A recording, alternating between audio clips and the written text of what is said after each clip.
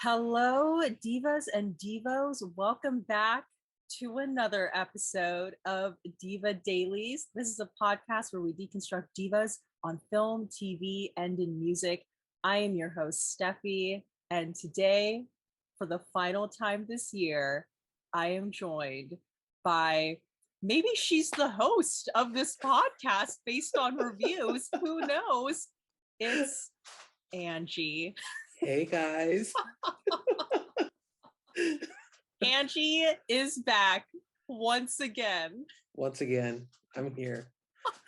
Oh my gosh. Okay, well, if you guys are watching this on YouTube, hello. Hello. We finally made a YouTube channel for Diva Dailies. All the videos are out there now.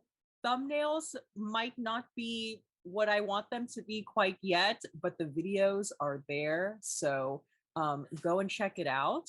If you can't find this on YouTube for some reason, you can look on my personal YouTube channel. It's called In My Humble Opinion, and it will be there under the featured channels section.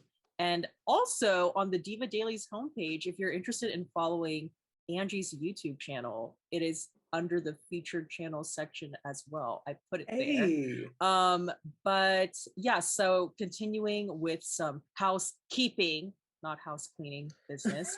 If you want to follow the podcast on social media, we're at Diva Dailies Pod on Instagram and Twitter. If you want to email us, maybe send a little voicemail message, read an email, you can email us. We're divadailiespod@gmail.com. And don't forget to rate and review the podcast wherever you are listening to us. I think Spotify is follow, Apple Podcast is subscribe. But if you're listening to us on Apple Podcasts, please rate and review us. Angie, what are your socials? My socials on Twitter is @PoetrySoul3 and on YouTube, Sleepy Nerd Productions. Yay! And indeed, again, if you're interested, if you can't find Angie's YouTube channel for some reason, if you are on the Diva Dailies YouTube homepage, you will see it under the featured channel section. So yeah, Angie, how are you? We are approaching the Christmas. And Christmas, yes. And the New Year. And the New Year, yes. 2022 or 2020 yes. TOO question mark? Oh. Okay, yeah, question mark. Yeah.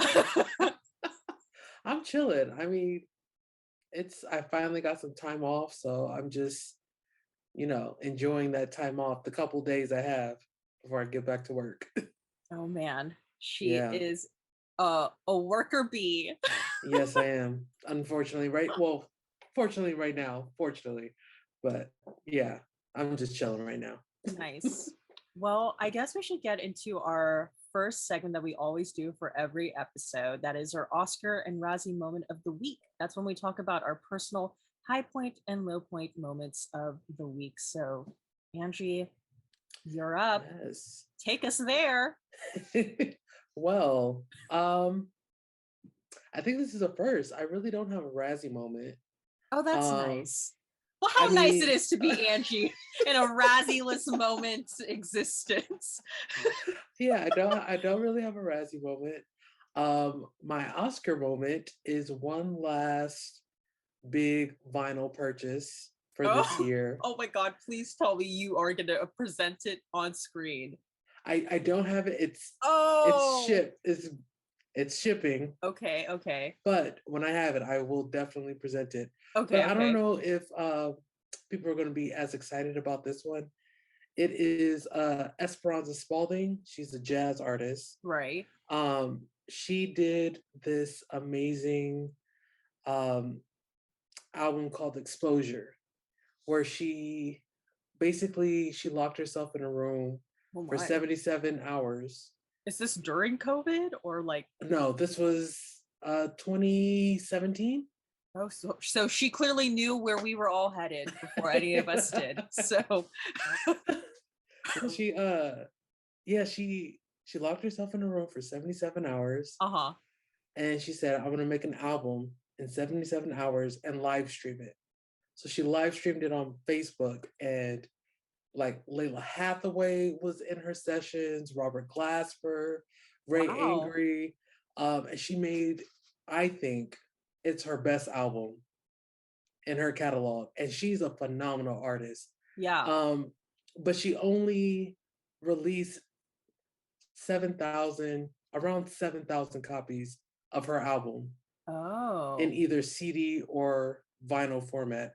I ended up getting the CD because the CD was like $50 and the vinyl was 60 at the time, and you Mm-hmm. only could pre-order it.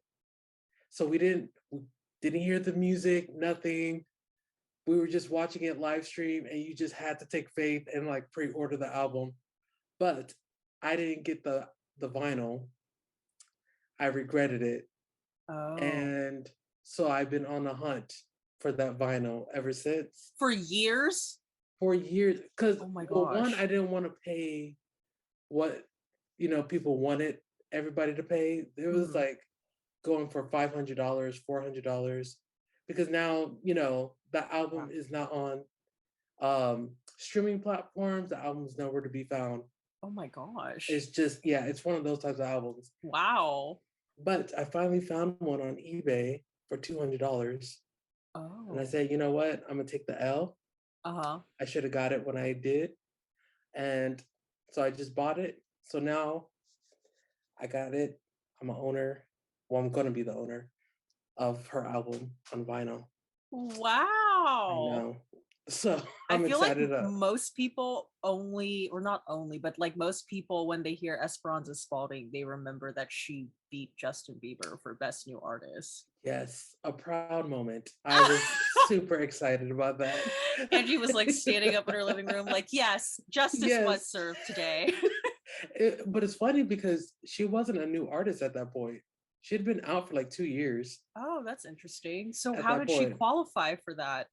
I think her album, I think her second album was the first album that was qualified for the Grammys, I Hmm. believe. I think that's how she got through it. But I feel like Oh, Justin Bieber at that time too wasn't a new artist. He had a couple projects under his belt at the same time too, I believe. interesting. Yeah. But Wow. shout out to Esperanza Spalding. Love her. Shout out to Esperanza Spalding. Maybe you could come onto the podcast and you Oh could my make an gosh. album live here on this space. Can you It'll just be imagine? like one 3 to 4 day episode. Oh my gosh. That would be so amazing. I would cry. I would literally cry. You know that live stream idea that like you were talking about? I heard that Mariah Carey is planning on doing something similar. I heard too. It's going to be called like the butterfly room or something like that. Yeah, yeah. Because she doesn't want to tour anymore. I understand in the midst of COVID flaring up. Yeah. Yes. So, yeah, I totally understand. I totally Well, understand. I think Oh, that's a. wait. Oh, yeah. Go ahead. I think I do have a Razzie moment.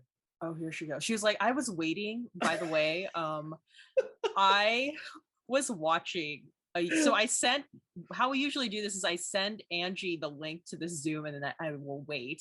And as I was waiting, I was watching a Mariah Carey commercial about Hostel World, which is like an app for hostels.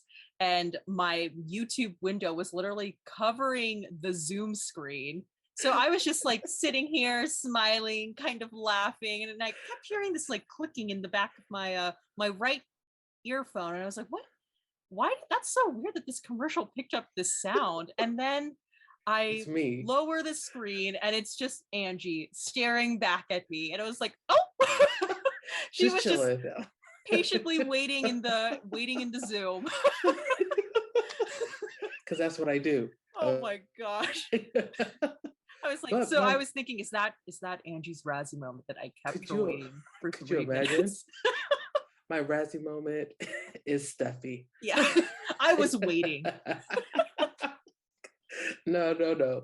The Razzie moment probably would be COVID potentially messing up Janet. Listen, y'all.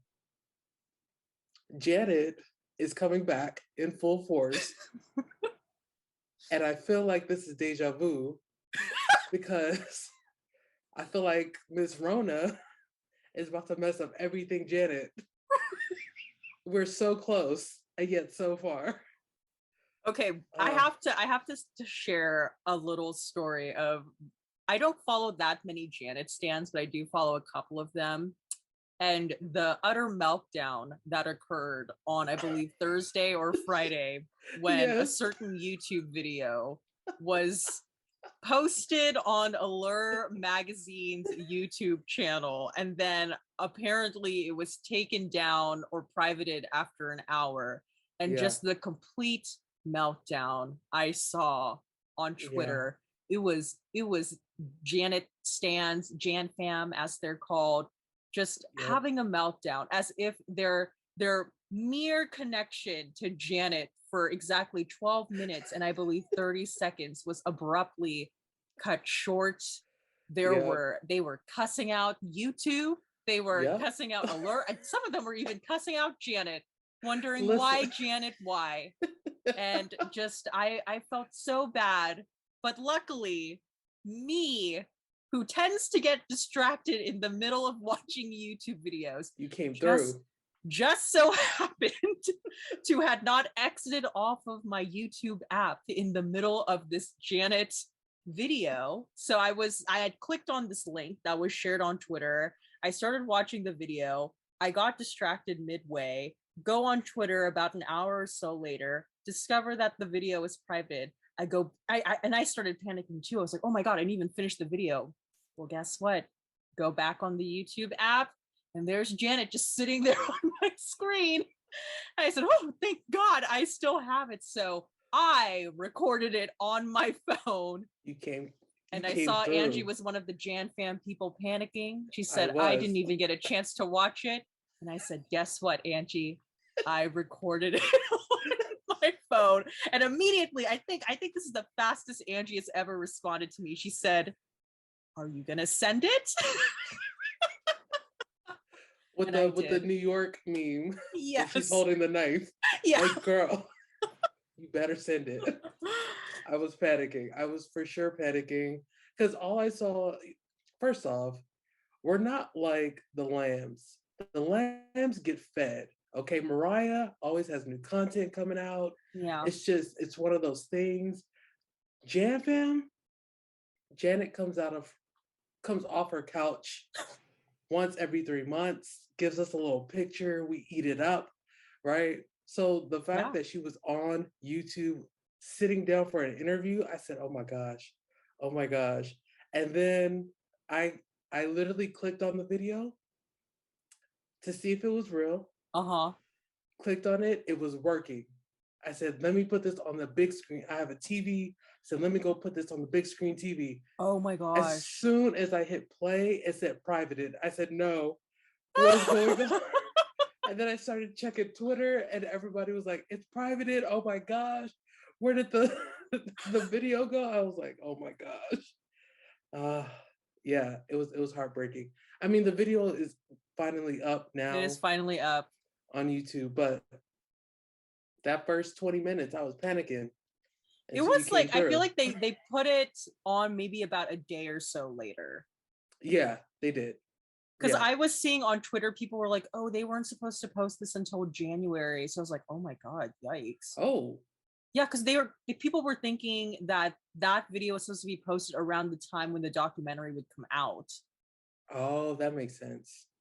So I don't know. I wonder, I feel like that was probably what the plan was, but Allure was probably like, these Janet stans are fucking crazy. We were on it. Some were literally posting clips online, and Allure magazine was finding these accounts and asking them to take it down. Yeah, I saw that. I definitely saw that because I was trying to like see who had it before you came in. But you're welcome. did you see her new haircut? Oh, I saw. Okay, so let's discuss this Janet video. Okay, we could do a whole Diva Dailies episode about this Janet video and the the joy, but also the concern The that came concern. out of this video. I was like, oh my God. Whoa. People had thoughts, people had feelings. What were your Yeah. feelings about so basically the video is Janet I think the video idea is a really great one, especially when it comes to Janet. It's Janet getting to talk about some of her music videos and just Yeah. breaking some of them down, and she shares some behind the scenes stories and what have you, and it's Janet just sitting there. And well, she has a certain haircut now that Yes, she some does. fans do not like. So The- Angie, what are your thoughts on Janet's hair? That's what we're I doing right now. right. I actually liked it. Yeah. Like I liked it. Okay, because here's the thing about Janet. Mm-hmm. First of all, she's not in her performance setting, so we don't know the context of the hair, right? We don't know the That's context of the first. hair. We don't know the context of the hair, and she is notorious for changing her hairstyles. And then when we see her on Yeah. stage, everything makes sense. Like, Mm. okay. Um, but I got excited when I saw the haircut because that means that she is for real coming. She's setting up for She is something. loading. She is loading, okay? She's back in the States, or it looks like she's back in the States. Oh my God, I saw that too. The Janet fans were like, okay, on Jill's, is it Gil or Jill? Gil, right? Gil, yeah. Gil. On Gil's, because I follow him on Instagram too. On Yeah. Gil's Instagram account, he posted this video of him at the beach, and and Janet also posted a similar angle of her at the beach. I figured she was back in California just based on the fact that it was sunny and she was on a beach. I was like, there is no way in hell that is the UK right now. Right. Exactly. Yes. No, she's back in the States. That's what it feels like. It looked like her Venice beach house, low key. And she's like, I actually know the address. And the address, no. Yeah. But yeah, no, I'm really excited about her hair. Like, it didn't bother me. I think for a lot of Janet fans, they have like this weird relationship because they want old Janet. They want 6-pack abs Janet. They want like the sexy kitten. And I'm just like, I'm happy with whatever Janet is about to present because she is still the legend in the game and she's still willing to do stuff. Because she could pull a Sade and just be in the countryside, never be seen again, you know. So I'm just grateful for like anything that she's putting out. But we know that she doesn't just put out like anything. It's gonna be big. Yeah. Whatever it is. Whether you like the song or not, it's about to be a moment. So I'm excited for that. So I'm excited for that. And yes. Thank you for reporting. I was gonna say though, I feel like that tends to be the case with a lot of fans of quote unquote like maturing divas. Yes. Yes. They tend to prefer like the younger version of them. Yeah. Versus like the current version of them. And as a Whitney stan, I would just like to say, well, at least your diva is fucking alive and not 6 feet under the goddamn ground. Okay. That's true. Like, I will take anything. And it looks like Janet is like healthy. Yeah. She seems happy. She's very, her ASMR voice, Nobu, is in full swing. Yeah, I don't really have any opinions on her hair either. I was just like, oh, this is the presentation. Janet always cares about presentation. Exactly. So yeah. I'm fine with whatever. I'm just happy to see Janet.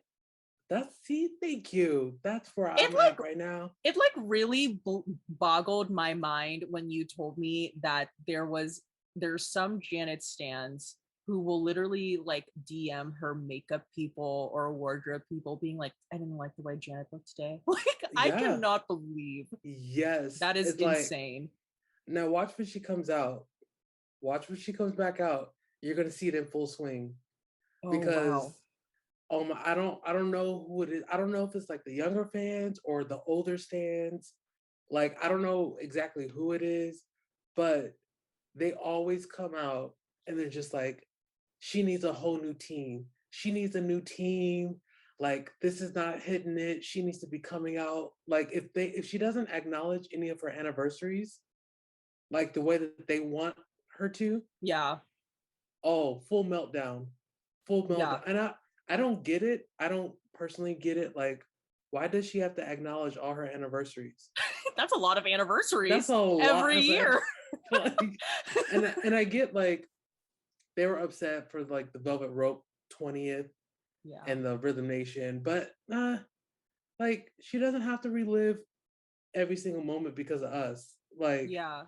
she could literally just say, "Thanks guys for supporting me," and that should be enough. But Right. let me not go on a full talent tangent. Like, Yeah. but yeah, it's you're gonna see it in full swing when she comes back out. Wow. For sure. I'm ready. You need to send me like screenshots of like some of the You know I worst. will. And then we'll You read it know here on I Diva will. Dailies. Just kidding. And then next Janet Stan. Yeah. Fashion Janet. Yeah. Oh, gosh. Justice for Janet. Weeding out the bad fans from the good. Right? We will expose them. We will read their ads. It'll be called like Exposing Hour on Diva Dailies. Exposed. Yeah, this is an episode of Exposed, but we're turning the tables on the stands. Hot mess. Oh gosh. Hot mess. Okay, well, I guess that kind of perfectly transitions into my Oscar and Razzie moment of the week, because my Razzie moment of the week too is that I am getting very anxious just about this variant, the Omarion variant. Yes. The Omarion variant. Oh my god. I think like, it's really funny. I'm like, we're recording this in the morning. I did all of my notes like literally last night into like the early hours of the morning. And by early hours, I mean about 4-ish hours ago. And I always do this. Yes. I know we're recording today, yet I always procrastinate until the last minute. And I really feel like in the, like when it's really late, and sometimes that's the worst time for you to be by yourself at night because like the worst thoughts come into your head. I'm looking here at my list and I'm like, wow, I was writing a whole ass diary here. It's like, yeah, and then this happened, and I'm just feeling really anxious about this, and I'm now awake after getting some sleep, and I'm like, you know what? So I would just read one of the bullet points, and that is the Omicron variant is making me very anxious and nervous as well, because now I'm like, we're going to be in lockdown again. I don't know. It's here in the United States as of right now. I heard it's getting really bad in New York. I heard it's getting really bad in the UK. And despite that fact, I keep seeing people out and about, which confuses me. But then again, it's like the holiday season, but still I'm like, oh my God. And like, I literally have here on my bullet points, will Janet be delayed again? Will the Spice Girls not want to tour? And very important questions. That was a great concern to me. And like, I literally have, gosh, how many, not Razzie moments, but my general Razzie note was feeling very anxious recently. And I put 1, 2, 3, 4, 5 different things that were making me very anxious at like 4 in the morning. And they were like deep stuff too. And I was just like, wow. I mean, I'm still kind of anxious about that, but not to the point where it was like, it's like circling in my head. So I'll just read the Omicron variant as my Razzie moment of the week. I'm just like, yeah, I'm nervous about that too. And I feel like where you're at, they really never had a full lockdown. No? Oh yeah, because well, I mean, I've said before, I was like, should I reveal where I am? Yeah, that's what I was like. So I said, where you're at. I've said this before. I live in Orange County. I'm not going to give my exact latitude and longitude coordinates because some of you guys honestly scare me. But Angie does not live in Orange County. Do you feel comfortable? I think we've said before which county you live in. Yeah, LA area. Okay, so she lives in the LA area. I know someone who recently went to LA and they said that you guys are a lot more strict there versus here. We are. Yes. But I'm nervous because I now work with kids. Oh my God. So I'm at a school. Yikes. This is gonna maybe be Angie's last time on this game. It's okay. We record this Listen. from home. I'll make her record. Like, yeah, I'm around kids. I'm around Yeah. teenagers, Mm-hmm. and middle schoolers. That middle schoolers is the one that makes me more nervous. Just High in general, schoolers, middle schoolers. My lord, what an that age! part, What I an know. age bracket. It's my The first time the working with middle worst. schoolers. It's a unique uh age group They're for horrible. sure. They're horrible. You said they're horrible. They're horrible. Every time I've ever like subbed a class where I had to teach people specifically from middle school, it was genuinely like one of the worst experiences of my teaching life. I'd be like, I Really? hate this. Yeah. And like most of the time I would just say, okay, you got like after leading a 45-minute warm up, like really a 45-minute warm up. I would What? say, okay, let's split you guys into two, and you guys could make up your own dance to this song. Oh, that. What song do you guys want? Billie Eilish? You guys like Billie Eilish, right? Or like Ariana Grande? Cool. And then I just sit there and I'm not bothered because I've given the middle schoolers what they wanted because I don't want to deal with their energy. Wow. I The mean, but worst. that's literally no, I totally understand. I feel like the worst is elementary school because They at can be that pretty bad point too. you're just babysitting. But middle Yeah. school is like that age where you feel like you're babysitting, but they act like they're grown. Mm, yeah. So it's chaotic energy for sure. Um, but yeah, I'm just nervous because I'm around them and they don't like to wash their hands. Oh my They don't God. like to like do a lot of stuff. Like uh Was there like so a vaccine requirement where you teach well or no? Or are we going to get into as a something teacher, yes. controversial? Okay, yeah, The Yeah, because of the California mandate, like we right. absolutely required to. As far as the students, no, there's not a mandate on the students, which I don't understand. Because isn't there vaccine mandates for everything else, like I smallpox? think Like you gotta I think so because I'm pretty sure like when you go to like different schools, you have to show them like proof of vaccination that like, oh, I right, got this shot, I got this shot, yeah. that sort of thing. Well, so I work with the dance team at a middle school. They're like a middle school slash high school, and then I work at another high school. And so my dance team at the high school, I require them to get COVID tested every week. Oh wow. So before they come into practice, they have to show that they're negative. Do you make them wear the Um, mask when they're practicing? Absolutely. Wow, damn. We are not playing. It Uh-uh. must be hard for them to dance like that. Oh well, Yeah. no deal. I'm not getting sick. Yeah, no, it is hard for them. But once they show that they're negative, we're like a little lenient. Hmm. You know, if they need to catch their breath, drink water, they'll pull their mask down. But You're like catch your breath outside, 6 feet away from basically me. like basically. But normally like if they don't get a COVID test to show that they're negative, they can't come to practice. Oh, So that's what we've been doing just to yeah. make sure we have like a safe environment. Uh huh. But I'm still like, you could get COVID tested 2 days prior and then the next day catch it and then still come to practice with a Right. negative test. So I'm just hella nervous. And then we got basketball games coming, and they said that they're gonna like actually let people in. Like, uh, we A have like mess. one of the biggest games coming up in 2 weeks, Oh my. and normally the capacity in the gym is like 1,000, Oh, and they're like, no, we're just gonna do half of 500, and I was like, that's still a ton of people in the gym, and I'm like, I'm just stressed about that. I'm just really really stressed, and I have to wow. be at the game for halftime.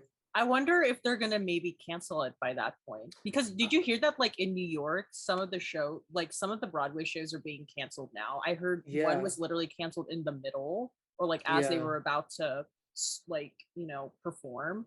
So Right. who knows? I'm sure it's gonna I'm trickle hoping. down here to the West. Oh yeah. I'm low key hoping. Um, because my anxiety will be through the roof. I'm probably gonna have to figure out like how I'm gonna deal with that. Because Yeah. I've been really, really good.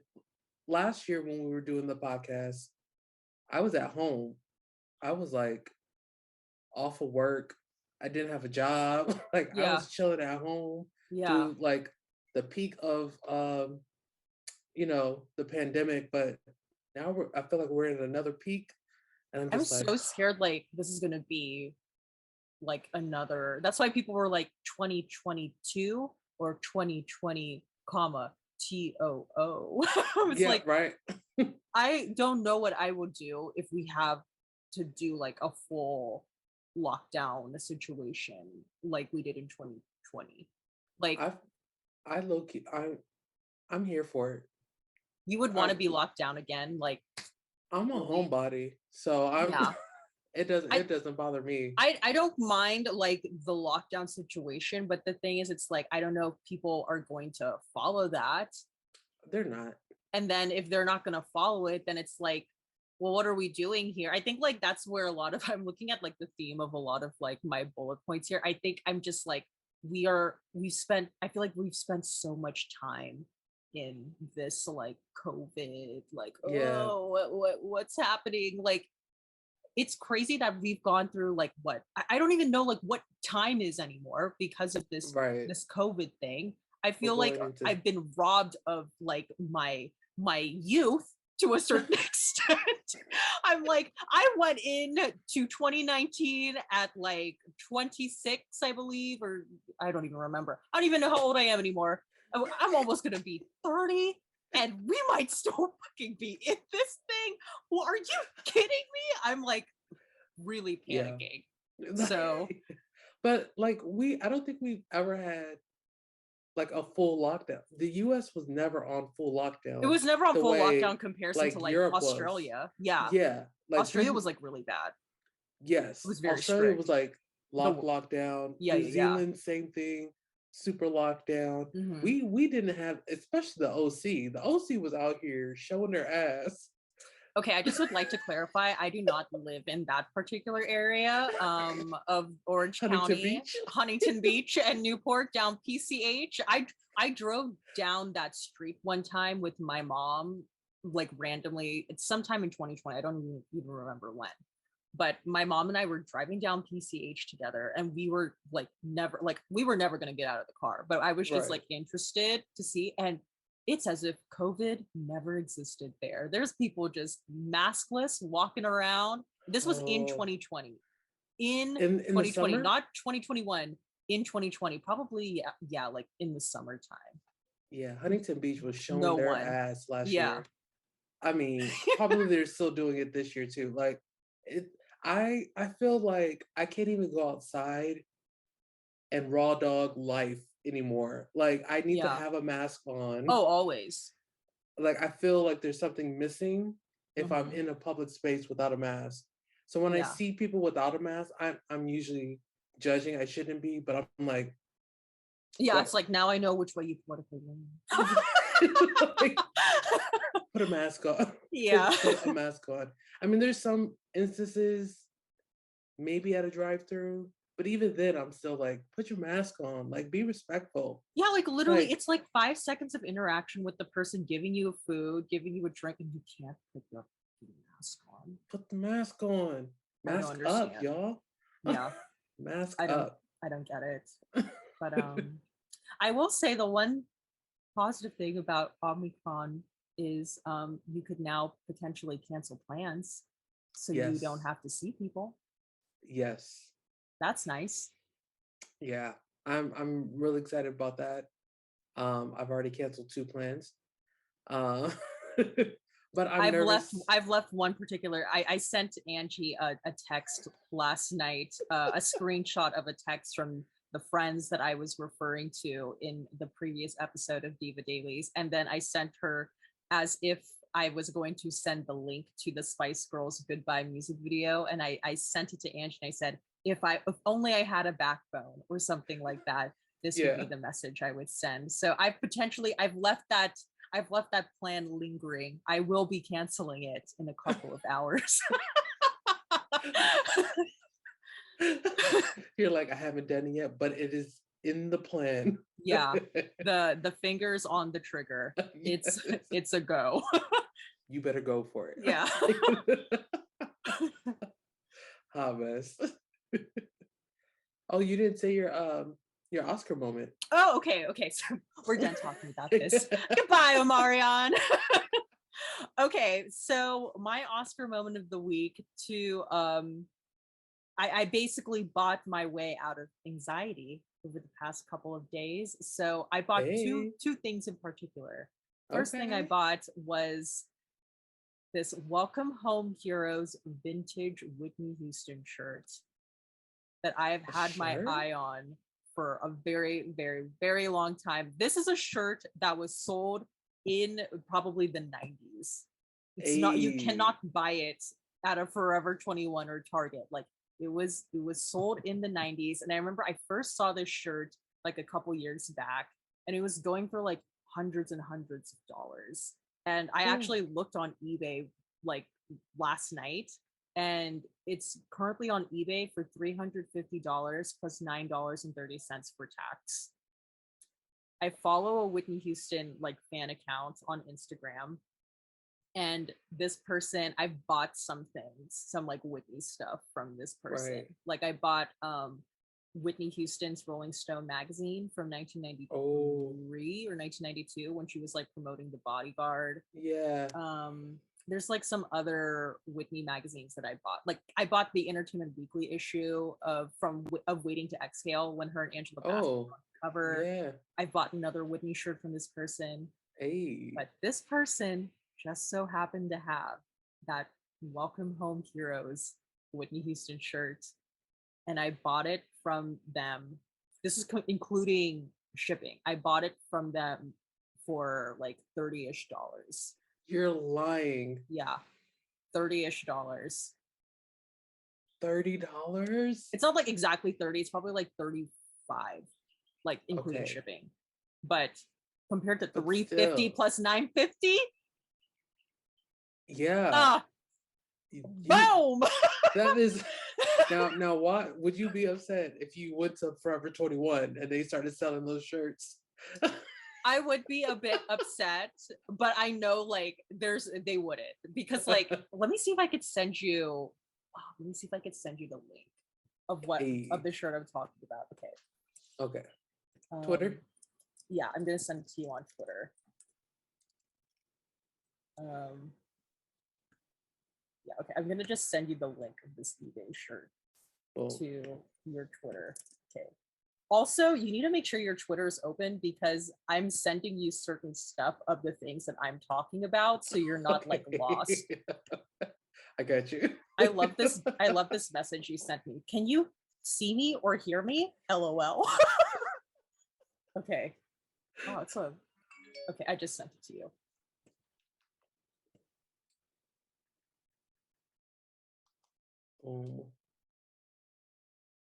Okay. Send in the link. Oh. This is a cute shirt too. Yeah, it's basically the shirt. It's a white shirt and it has Whitney Houston singing the national anthem on it, and it says like "Welcome Home Heroes," I believe. And if like it's like one of those shirts, like if you are a huge Whitney stan, like you're like, oh, I see you. I see you. I know that. So I totally forgot what HBO stands for. And I was like, home box office. I know, that's how you know it's like rural vintage. It's not HBO, it's home box office. I mean, these people are very sweet to circle and highlight the little holes in the shirt. Mm-hmm. Still for $350. I mean, it is a vintage shirt. Yeah, that's what I was thinking. I've always had my eye on that shirt because I don't think I've ever seen a shirt that is specifically like Star Spangled Banner Whitney. Yeah. No, I haven't seen one. But she's in transit. My shirt is in transit. I literally check it almost like every single day. I'm like, in transit, she's coming. You know, I have to say, it's like, it's hard to be a stan of the 90s legends, Oh my God, I especially know. when you weren't like at what's the word? Like, you weren't aware of them in their height, Yeah, or you were because now you want too young to too appreciate. young. I was like, what? I think I was literally born in 19. I think I was literally You're a born in fetus. 1993. I was born in 1993. I know that fact. But I mean, I think. I I think, but like in the obviously wasn't alive in the 80s, and like during a lot of Whitney's high points in the 90s, too young to appreciate. I'm not gonna be like a literal toddler being like, Mom, can you buy me Exactly. this shirt? Exactly. And it's like, so when you're trying to get a lot of the vintage stuff, like, it's just the prices to be a fan of a 90s legend Yeah. is oh, oh my gosh, especially the Janet era or Oh Rhythm yeah. Nation era Yeah. Janet stuff, like, Oh is yeah. Some of her insane. shirts are like hundreds and hundreds of Hundreds and dollars. hundreds. Yes. The It's original crazy.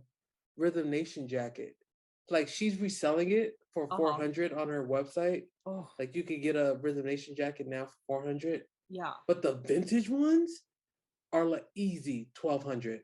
Wow. That doesn't surprise me. Easy. The God. Demita Joe album on vinyl, Yeah. $400. Oh Because the Demita Joe album is not on vinyl anymore. wow. $400. Like, it's expensive, but $30 a steal.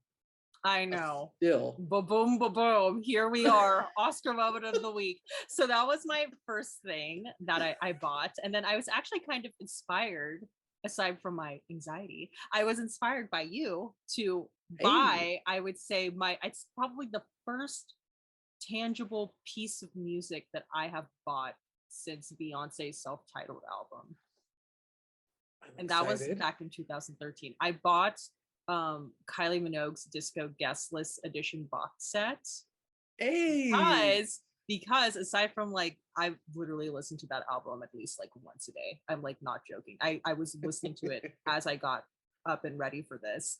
Um Kylie Minogue in 2020, she did like a live stream mini concert for her Mm, album, and it's called Infinite Disco. yeah. And I watched because she has like 3 clips of it like on her YouTube channel. Right. But I found like somehow I found this on like a random Reddit thread. It was a link to a Google Drive that had the Infinite Disco, like the full show, Yeah. but it like wasn't in really good quality. And a couple days ago, that link stopped working. So whoever like put it up Oh, probably took it down. So I was like, no, I need the Infinite Disco, and this includes like the Infinite Disco. There's 5 discs. There's like the actual album. wow. There's I think like the mix. No, not the mixes. There's the actual album. There's like the guest list edition, so like all of the additional songs she did, and then Right. there's the Infinite Disco like live CD, Wow. and then there's the Infinite Disco DVD, and then there's the Infinite Disco Blu-ray. That is a box set for you guys. I know. Oh my I will gosh. say, I feel like recently getting into Kylie Minogue, I feel like she's similar to Mariah Carey in that she consistently like feeds. I love an She artist who does that. consistently feeds. I was like, oh, what a respectful pop star. Like, this is so nice. I'm like so used to being deprived and dry and thirsty. And like here, what a box set. She like, you know how you said that like Janet doesn't really sometimes will acknowledge her anniversaries and sometimes she doesn't. Like I follow Yeah. Kylie Minogue on Instagram and she like always acknowledges like anniversaries. She's like Yeah. fairly active. Like she's a really good, not to say that like if you don't do that you're a bad pop star, but like Right, right, right. No, Kylie is like on it. but it's like, it's so sweet as well Yeah. when you follow like an artist who does that. She's very appreciative of her fans, very respectful. So I'm Yeah. here. I'm in the Aphrodite splash zone, everyone. I've been learning some random stuff about Kylie Minogue. Like she has this album called, oh my god, I think I might get this wrong. I think it's like Aphrodite, and she did this tour for that album. Mhm. And I've seen clips of this tour, and it is like insane. It's like a water park, like water park setup. Like it's like SeaWorld? yeah, it's basically like SeaWorld. Like in Caesar's Palace, how there's that, like, have you ever been to Caesar's Palace in Vegas? Yes. Okay, you know how there's like a water show like randomly in the middle of that like shopping center? It literally looks kind of like that setup. Like there's like Grecian background, and then she has like water like literally spouting from the ground in the runway up to the main stage. And she, like, if there was like a certain section of the fans, like if you were like close to the stage, they called it the splash zone. Wow. And people would wear ponchos just in case they got wet. Can you, if I ever went to a Janet concert and I had to wear a poncho to be in the first row, I mean, I would give my life, but I would be like, oh my gosh. I know, it was like insane. I was like, this is freaking wild. That's one thing I will say about Kylie Minogue, is she is so camp and over the top. Hey. It's really funny. It's just like, God, I love it so much. But yeah, I'm so excited for my Infinite Disco DVD that is a box to come. set, though. Yeah, that sounds like a phenomenal box set. It's like, good. I don't like those artists who say that they're gonna, like, okay, here's a box set, but it is literally just the album and then something very small, to add to it, and then they call it a box set. Like, no, if you're gonna give me a box set, give me a box set. Like, I want it. Oh, like, yes, a remix album on top of the regular album plus the DVD. Yes, a box set. Okay. She does have because so this year in 2021, it's like the 1 year anniversary of disco. Mm-hmm. So what she did was she like re-released like essentially her album plus like three new songs, but then she also has like the extended mixes of the original album. So like all of the songs from the original album are like 5+ minutes long. That's why they're called like extended mixes. And those were only available though on vinyl for like, a couple weeks. But then she released it to streaming, at least just Spotify, which, Kylie, if you're listening to this, please make it available on Tidal. But anywho, she's made it available like on Spotify. And there's a Janet stan that I follow who was like tweeting some of the links out to the extended mixes. And he and I were like having a conversation about the extended mixes. Hey. But yeah, they're like, the extended mixes are so good. It's just like, she's just giving. Oh my gosh. Oh my God. You know who needs to release an extended mix edition? Adele. Oh, we're still waiting for the 15-minute version of I Drink Wine. Listen. Maybe 1 year anniversary of 30. Hopefully that will come out. I just need the extended mix of All Night Parking. Ooh, Angelo leaked the hard drive. I'm saying. Angelo, do what you gotta do. You know what to do, girl. You know the plan. Wink, wink. But yeah, we'll report back. I'll probably like post it on my Instagram story like once I have it. I've seen the artwork. Like that's another thing too. Like I really enjoyed the artwork for Kylie's disco era, and funnily enough, come to find that the person who did like her whole artistic direction is the same person that did the Spice Girls 2019 tour, and I really loved the graphic design of that. Of that whole concert. And I was like wondering too, like, do you think, because like that person is based in the UK, do you think Janet is going to creatively like come up with like, do you think her creative team is going to be comprised of people mainly from America, or do you think she's going to have some people in the UK? Because I would low-key live if this person freaking did Janet's like a Janet project, because they have such a creative eye. Like it's so good. Oh, it would be amazing. That's a good question, because I think the choreographer that I've seen her with He's from the UK. Oh, so you don't think Gil is working with Janet for her No, video? I think no. He is. He's just not her. I don't think he choreographs a lot for her anymore. He's the artistic director Okay. now. Um, but that's a good question. I still think it's going to be a lot of Americans by default. Um, I hope she. I wonder. I want to see her work with other people. Yeah. That would be fun.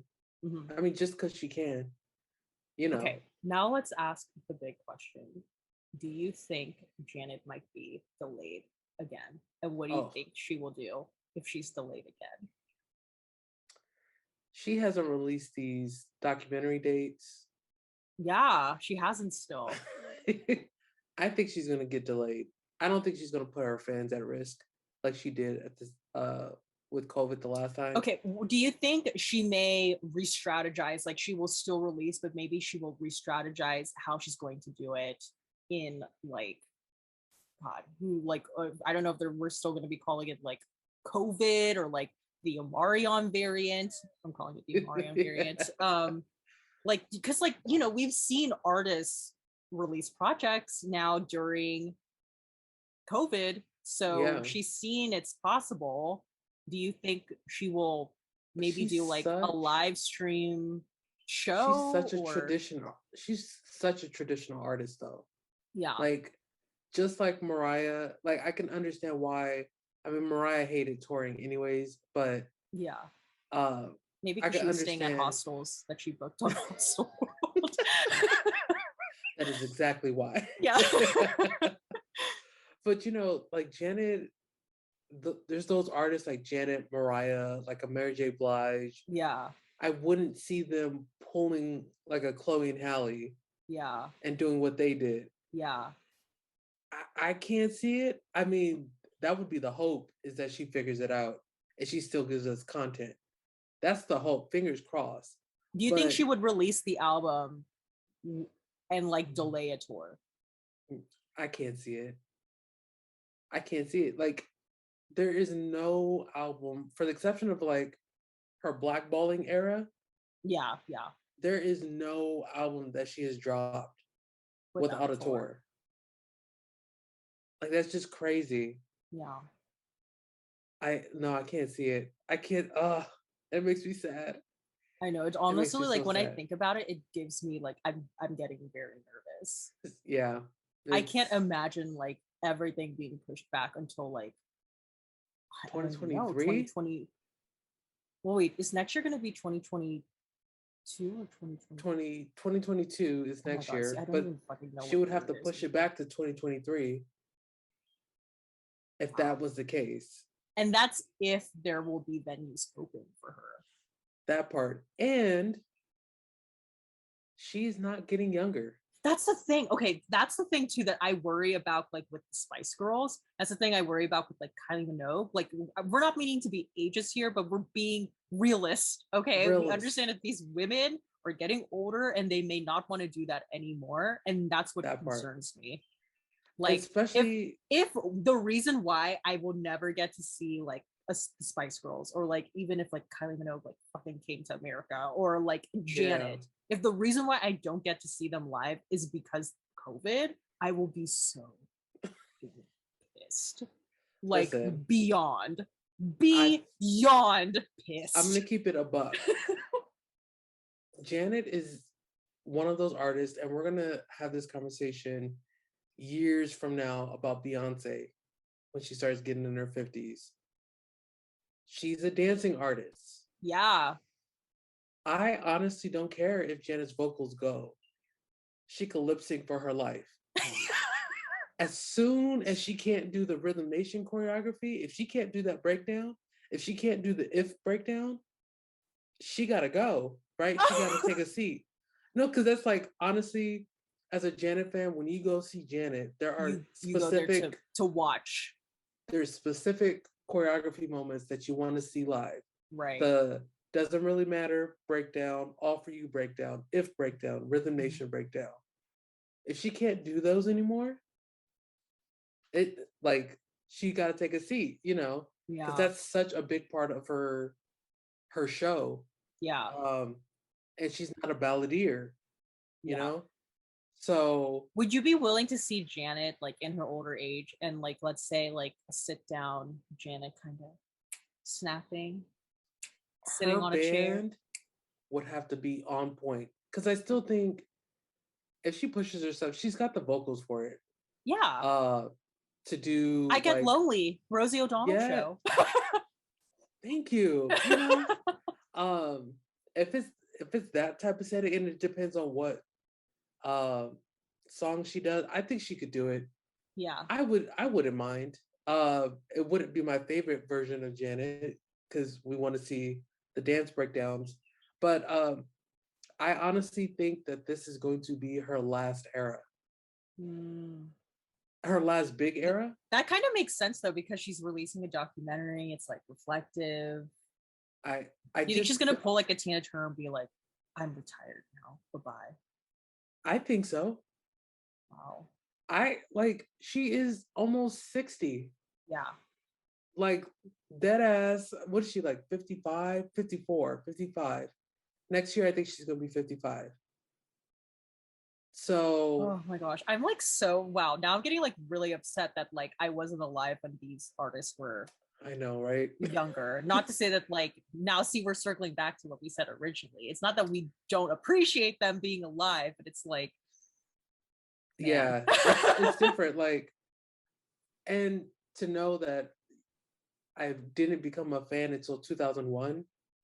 That is like the end of the big, Super Five era. Yeah.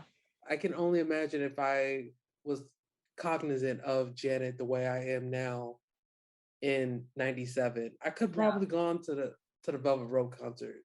Yeah. I could have probably begged my mom, even though I was like 7, 8 years old. They're like, what is this 8-year-old doing at the Right. Velvet Rope concert? Me though, Yeah. like mom, take me. Oh my gosh. Yeah. Oh, Yeah, stressful. I agree.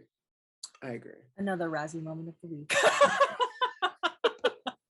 I know we got two Razzie moments. Yeah. We've now given Angie a plethora of Razzie moments, so we've solved the problem. Okay, wait, let me see what are okay, so now we will move on to the bulk of the episode, and that is us talking about our top 5 favorite diva holiday moments. So basically, the premise, the setup here is that Angie and I, Angie is someone who really loves a countdown. She's super into countdowns, and I'm trying to implement more of this to lure her into being on this podcast. No, so basically, the premise of this episode is that Angie and I are going to be going back and forth, sharing our favorite diva holiday moments. So this basically means any moment that has to do with the diva and ties back to the holidays is fair game. So something traditional, like maybe our favorite diva holiday song, album, movie, or TV episode appearance, or it could be very funny and specific, like a commercial, a meme, who knows, what have you. It's fair play as long as it's just diva moments that get us into the holiday spirit. And there's going to be 5 each, so we're going to go back and forth 5 times. And I know I said top 5, but the way I've ranked this, I don't really think there's a particular order, at least for me. But Angie and I have told each other one of the things that we're going to pick because we just wanted to be clear kind of what the assignment was, But yeah, that's basically the setup. This I feel like this has the potential to be really funny. At least the moments I picked are pretty funny. So Angie, guess first, what's your first diva holiday moment that you would like to share with our listeners? I'm going to pick the one that I've already shared with you. Okay, it's a good one. It's a good one. Classic one. Miss Catherine O'Hara, Home Alone, the Kevin mother. Okay. It is just so Christmas. Like, as much as Home Alone is Macaulay Culkin, like Catherine O'Hara is the face for me of Home Alone. And Home Alone is a classic. Home Alone 2 specifically is my favorite. That's a very Christmassy one when he's in New York. Yes. The pigeons. The pigeon lady, the pigeon dog. lady. Yes, like but yeah, Home Alone is a classic. Catherine O'Hara is a classic being. Like I was shocked that a lot of people like they don't put her in Home Alone. They don't envision her in Home Alone. They envision her in Beetlejuice first. Oh, Catherine O'Hara. Yeah. Or what's that other? Is she in Schitt's Creek? Okay, I have something really embarrassing to admit. So I've only seen like an episode of Schitt's Creek, but it wasn't until someone had posted on Twitter like Catherine O'Hara from Schitt's Creek and Catherine O'Hara from Home Alone that I realized that was the same person. The door. Find it. Bye. I'm every woman. End of episode. What? Yeah, I didn't realize it. And I was like, oh my gosh. I feel like her face is so iconic. Wow. But maybe because I've seen Home Alone so But I grew up watching times. Home Alone like a lot too. And I think maybe I just like froze her in Home Alone for like the she does time. look very, very different. It's the red hair. Yeah, it's the red hair. It's the red hair. It's iconic. Yeah. She's an iconic ginger. Yes. Did she have red hair in Beetlejuice? Oh, remember? What? I do not remember. Looking it up right now. I'm just picturing like Catherine O'Hara in this like cream brownish coat being like, come on! And then like she did. She absolutely did in Beetlejuice. Wow. Okay. Yeah. All right. But yes, Catherine O'Hara in Home Alone. Wow. My first diva moment. And let me just say to the audience, all my diva moments are movie moments. I'm just going to say that. So Angie has taken the more traditional approach to this prompt, and I have taken the more specific approach to this prompt. So let me see. What did I put as my first? Okay. So the first, for me, my first diva holiday moment that I will share is one that I already shared with Andrew. And it is Patti LaBelle searching for her background singers. So basically this moment took place during, I had to do my research. It took place during the 1996 National Christmas Tree Lighting in Washington, D.C. And if you have not seen this moment yet, please just YouTube Patti LaBelle, who are my background singers, and you will treat yourself to a holiday delight. I did like a full, I think I over prepared for this episode because I have like a full breakdown moments, but I think it makes sense because yours are like more movies and people I'm sure will remember them, whereas mine are like very specific. Girl, so let's break down what happens in this video. I'm gonna play the audio in the episode, but just in case. So basically what happens in this video is this man introduces Patti LaBelle as the quote dynamic Miss Patti LaBelle, and oh, is she gonna be dynamic in this clip? Patti then creeps up behind the man, but she has gone on stage too early, so she kind of scuttles off stage, and this was a premonition of what was to come.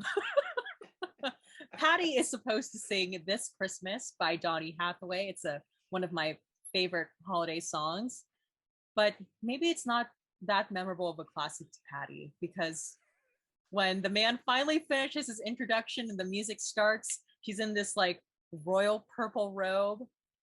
Trouble begins. And well, lots of things go awry here. The background singers are nowhere to be found. They're not only are there wrong words on the cue cards, but the cue card person isn't going fast enough. The children in the audience look confused and frightened of what is occurring. They can see Miss Patti is unsettled, and so are they. Yes. But the true Christmas miracle in this clip is that some of the white people in this audience managed to be somewhat on beat, waving their hands in the air. And She continues to battle a lot of elements in this clip, and she continues because that's what divas do. In moments of trials and tribulations, she prevails. And we have now, after many years, been given a holiday meme. And it's one of my favorite diva holiday moments, so much that I have quite literally named a segment on Diva Dailies after this. After this moment. So yeah, and I looked up too on YouTube. Apparently Andy Cohen asked her about it, and it seems like Patty has emotionally blocked this out. She does not remember that this occurred. So Patty, I will be sending you a personal link to this video, and in return, maybe you could send me a Patty pie. You can have that kind of exchange. But yeah, that's my first moment. Patty LaBelle, where my background singer's at. She was fighting for her life on that stage, okay? The ultimate professional. And I've heard the weird part is there wasn't any background singers. So they come like later. Got you. Like 3 of them come on, and like it's so funny because like they're smiling and kind of like swaying back and forth, and like there's so many Patty LaBelle eye rolls. Yes. And a lot of and like I love when she tries to recover, because she'll just be like to like really fill the space of the fact that she doesn't know the lyrics. Like it's so funny. It's so chaotic. I feel like if you didn't know Patty LaBelle, it could be so cringeworthy. But if you are a fan of Patty LaBelle and know her mannerisms and stuff, it just makes it like 10 times more funnier. Like it's just a hot ass mess. It is a hot ass mess in the perfect way possible. I just wish she like kicked off her shoes. Like I think that would have really saved her a good like minute. That was the only thing that was missing, because everything else was a hot ass mess. Like, it was just so bad. So bad, but it's just so funny too. Like the memes, everything. Yeah, that's the moment right there. Yeah, that is. I mean, it's really hard to outdo that. I don't think we're gonna outdo that moment because it's just so iconic. But it's so iconic. Yeah, no, it's not going. It's not going to get outdone for sure. There we go. Where my background singers at. Okay, so what's your second moment? My second moment is a classic. So I was trying to pick specific movie moments because we talked about music last week. Yeah. Or the last podcast. Specific movie moments that put me in the mood. And Kate Winslet in The Holiday. Oh! Listen, that is my movie. And let me tell you why it's mainly my movie.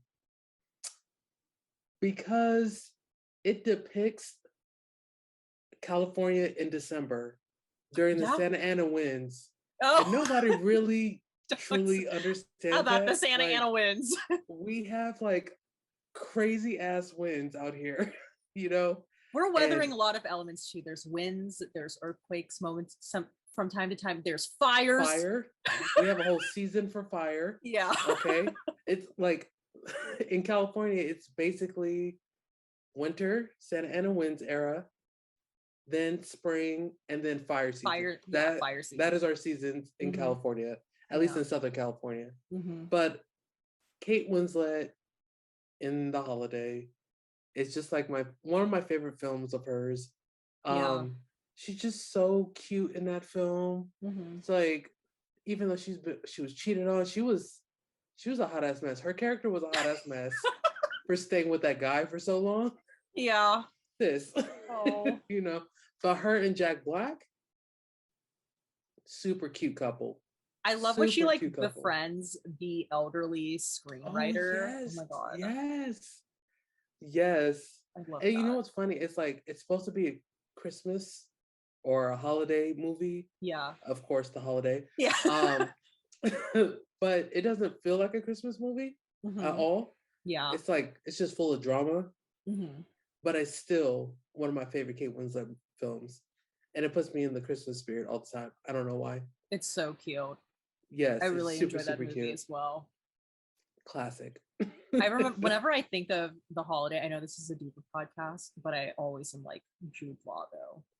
in the holiday. Yes. Wow. Where does that kind of man exist? Because what?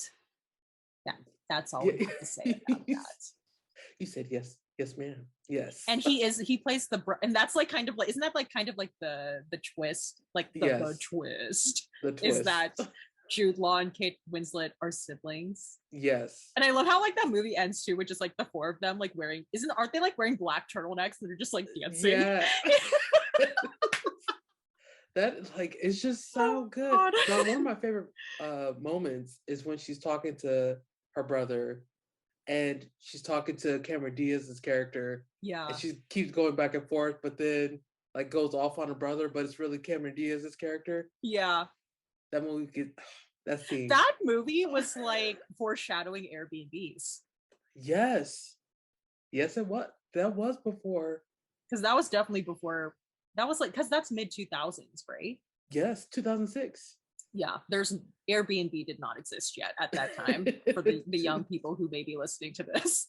Yeah, I mean, again, the film is a classic. I'm gonna keep saying that for all my picks, but classic. Mm-hmm.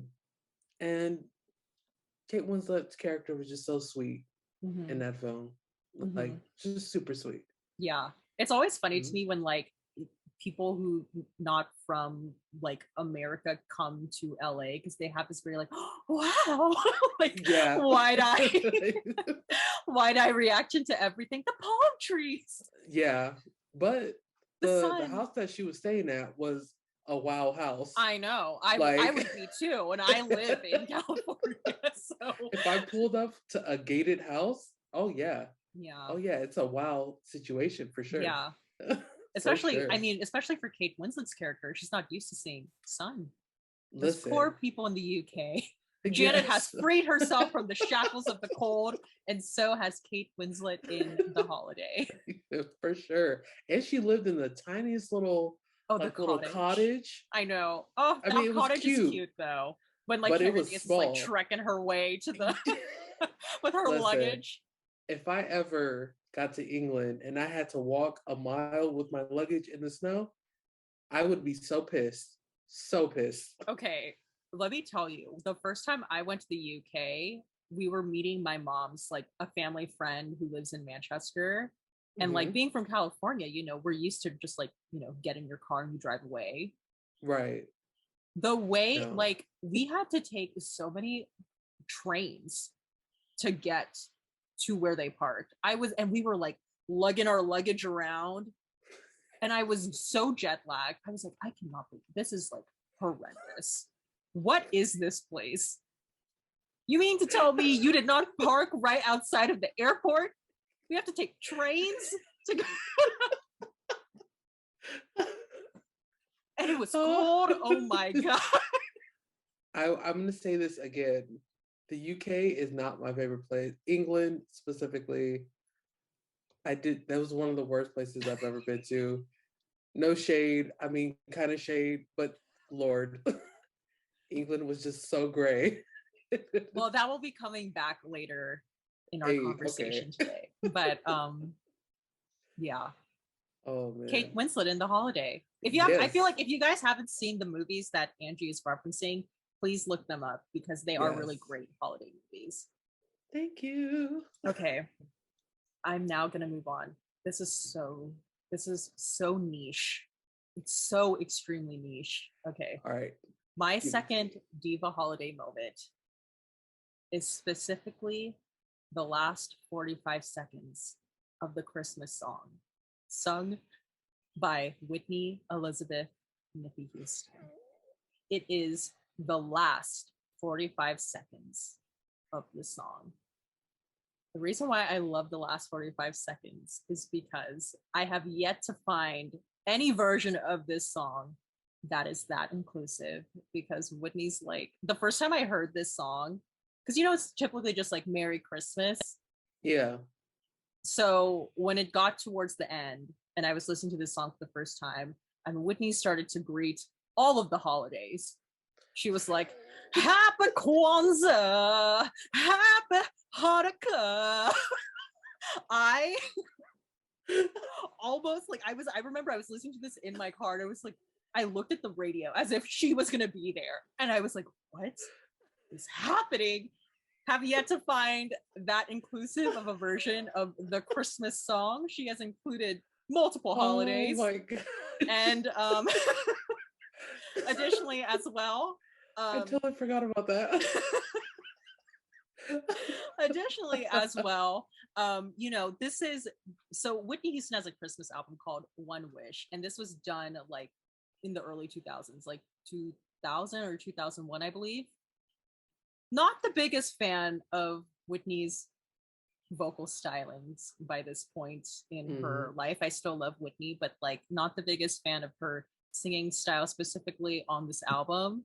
And you know, Whitney's voice kind of really started to deteriorate, Yeah, to a very noticeable degree during this time in her life. And because of that, I feel like Whitney was relying on a lot of runs to get her through a song. Absolutely, yes. And sometimes when, for me at least, when a person is running a lot in their songs, it tends to feel like their emotions are like very exaggerated. Yeah. To the point where it's very hard for me to take them seriously. Right. So listening to Whitney, you know, sing like such a classic holiday song and hear her like running marathons all over the song. And then she has this like inclusive greeting at the very end. It's like Happy Kwanzaa, Happy Hanukkah. She's just like running all over the place. But my favorite bit comes at the very end, and she gives us this breathy holiday greeting. She just says, "Merry Christmas to everyone." And the song ends. And the feeling that I get from this like breathy holiday greeting, it's like, you know, when your friend is like in class, is like giving a presentation and they're trying super hard to be serious, but if like you make eye contact with this friend, you both are gonna laugh. Yes. That's how I feel listening to Whitney bullshit this breathy Merry Christmas to everyone. I'm like, really, bitch? Really? Merry Christmas to everyone. So yeah, that's my second diva specific holiday. My second favorite diva holiday moment. I also have a related, it's like related to this because it's on the same album. So I'm going to send this to you. One of the producers leaked the audio from the recording session when she was singing the first Noel. And it is so funny because it epitomizes Nippy. Not Whitney. It epitomizes Nippy. So I'm going to send it to you right now on Twitter. I'm going to play it on the episode right now. If you're watching this on YouTube, I'm not playing it right now, so you gotta listen to the listen to the so go. Yeah, so go find the episode link. Okay, I am sending this to you right now. It's sent. The dots are loading. The dots, waiting for them dots. Second.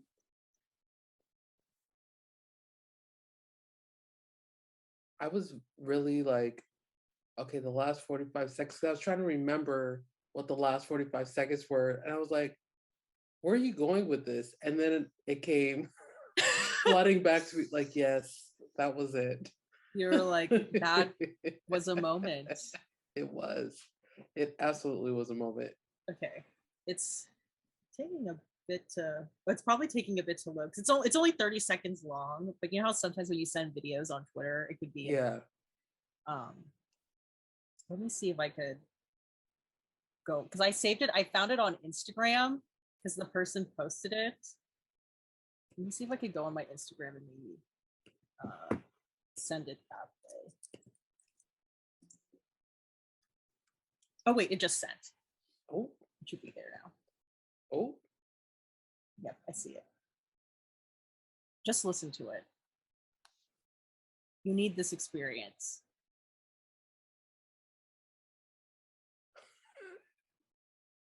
Hey.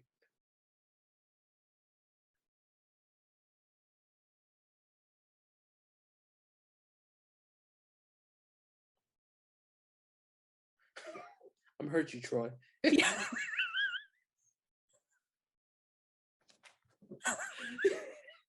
And that is Nippy. That's not Whitney. That's Nippy. Not he directed like he got acquired something. Oh my gosh. I mean, a couple of those runs were actually really good. Yeah, that's the thing. Like, obviously, no matter what vocal state Whitney was in, like, she always knew what to do with her voice. Yeah. And she would try and figure it out. But sometimes, like, I think it's because you're so used to like 80s, 90s Whitney, where she's not really running all over the place. That when you get to the 2000s and you hear her running a lot, you're like, oh, girl, what's going on? What you doing? What are you doing, Whitney? But for sure, yeah. No, that's funny. That's a hilarious clip. Yeah. Oh my goodness. Me listening to it again. Give me a second. Yeah, take it in. It's as if she's here with us again. That last bit is a hot mess. Yeah, if you're watching this on YouTube, like, again, listen to the episode, like the polished version on Spotify or Apple Podcasts, wherever you listen to your podcast, because there's no way I can replicate what she does at the end of this recording session. I can't do it justice. Only Nippy can do that. Yes. Not Whitney. Nippy. Nippy. So. Wow. Okay. Andrew, what's your third moment? The third moment. Okay. I don't think a lot of people are going to know this one. You're definitely not going to know this one. Okay. But as I was making this list, I was trying to figure out why I don't have a lot of Christmas moments. And I realized that most of my 20s was in India during Christmas time. Oh, here we go. Here we go. We got to take it to India. Yeah, we're international now.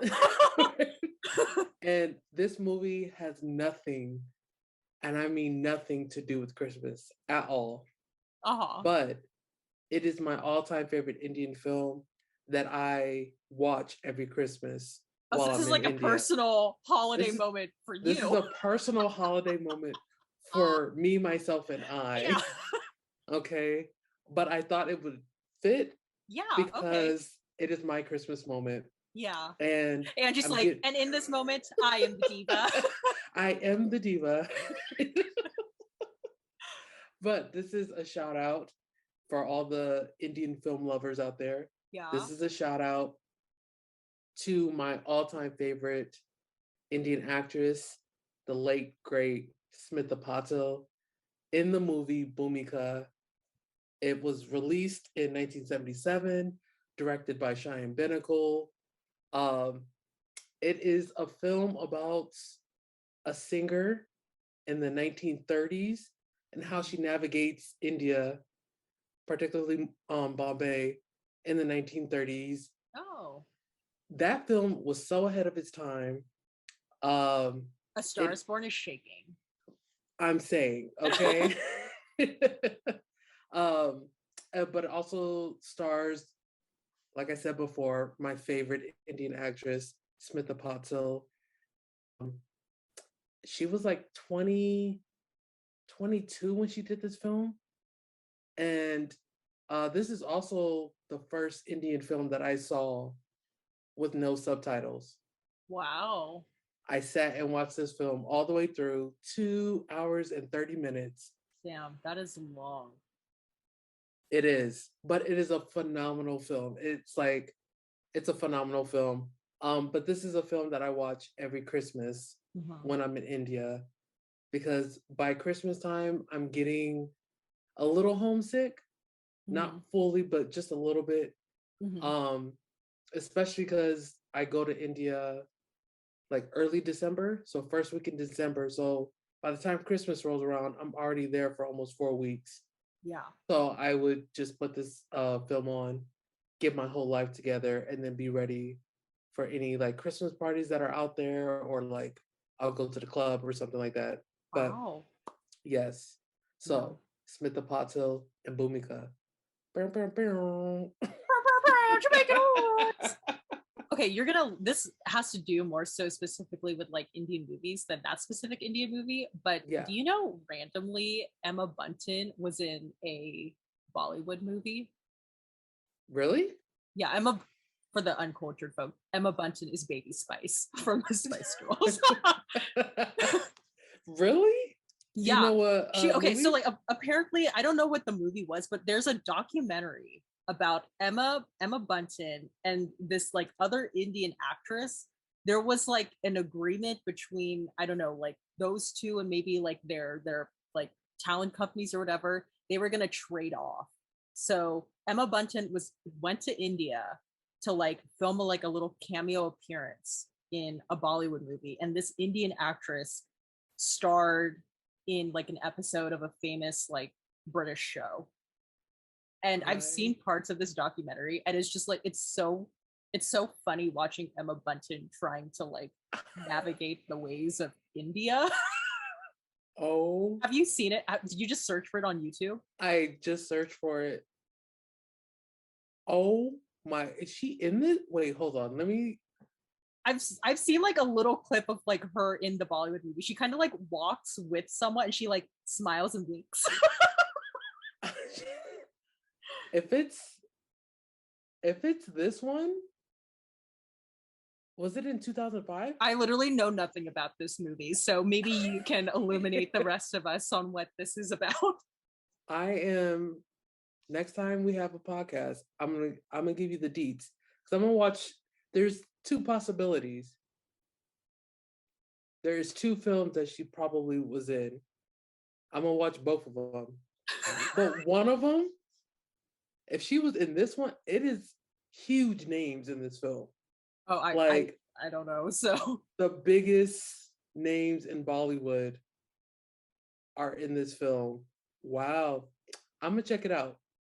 you should okay, but you should also check out like the documentary that kind of follows Emma and this Indian actress. It's just like it's really funny watching the cultural like the cult. Like I mean, I know by that point Emma had gone to India because they went there with the Spice Girls Yeah. before, but it's just really funny watching because she's like, Oh. no offense to Emma, but she's like very white. She's like arguably the whitest Spice Girl.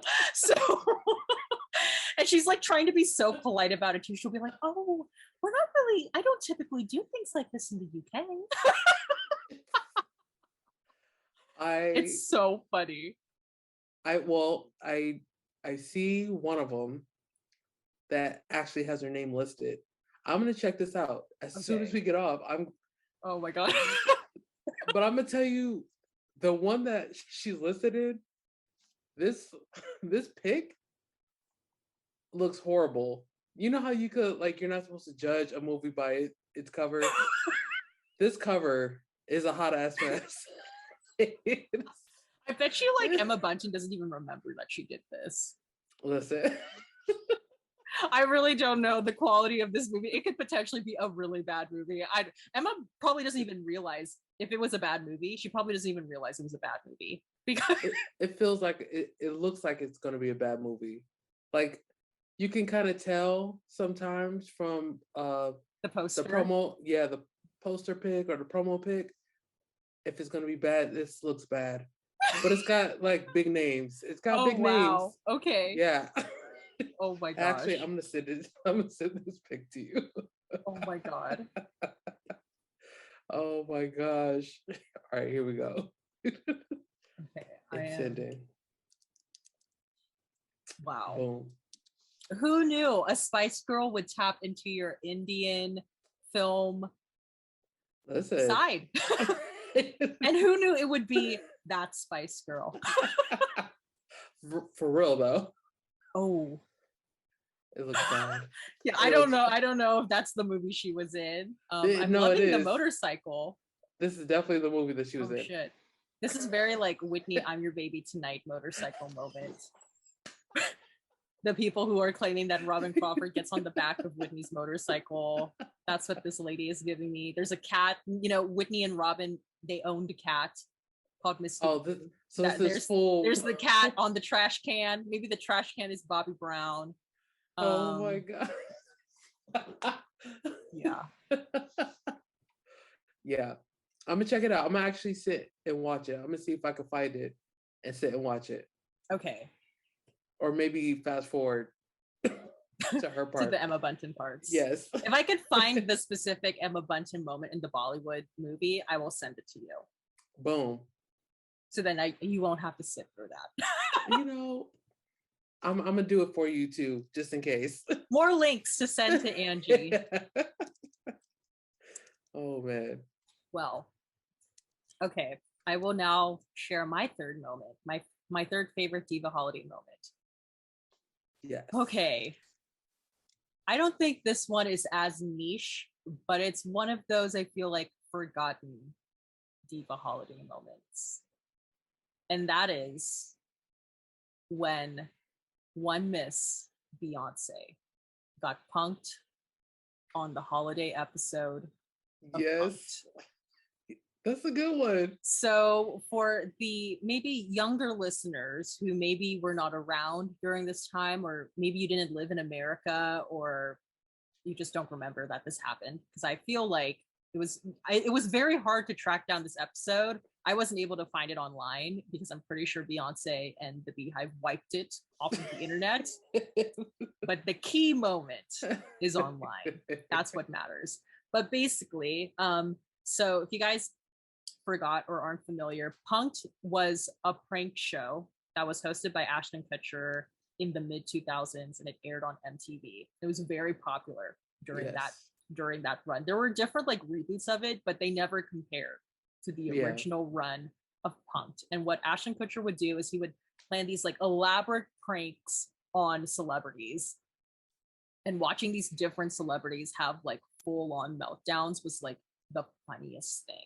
Yeah. Hilarious. Like, I mean, Angie would probably enjoy the Justin Timberlake Punk'd moment. I did. He was on the curb crying. Yes. Brandy was running away. Brandy's iconic. Have you seen Mandy Moore's?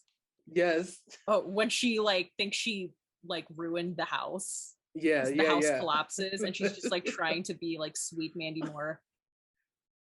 But Beyonce's Missy Elliott's was fun. Oh, Missy Elliott was about to throw down in that jewelry shop.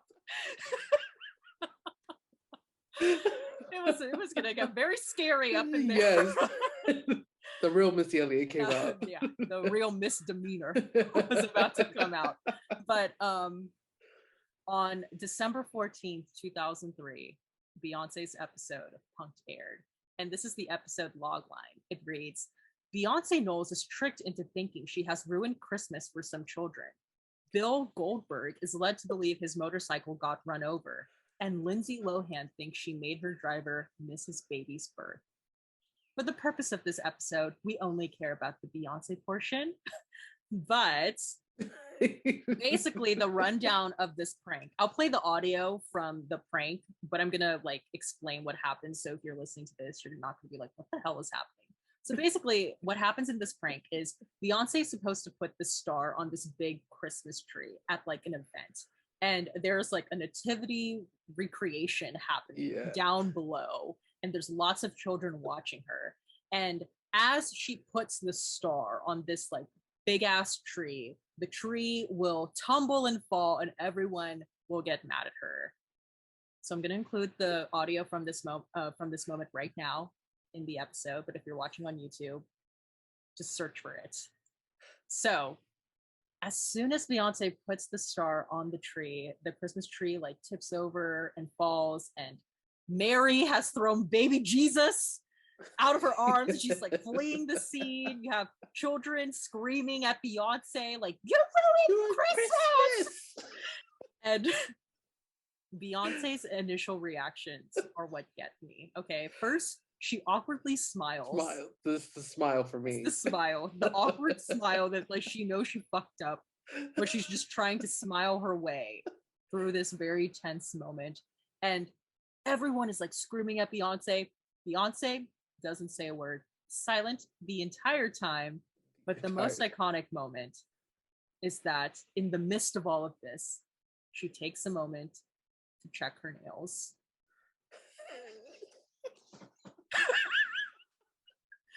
It's now, like one of the briefest moments, but yes, she does. It's so brief. She literally just goes,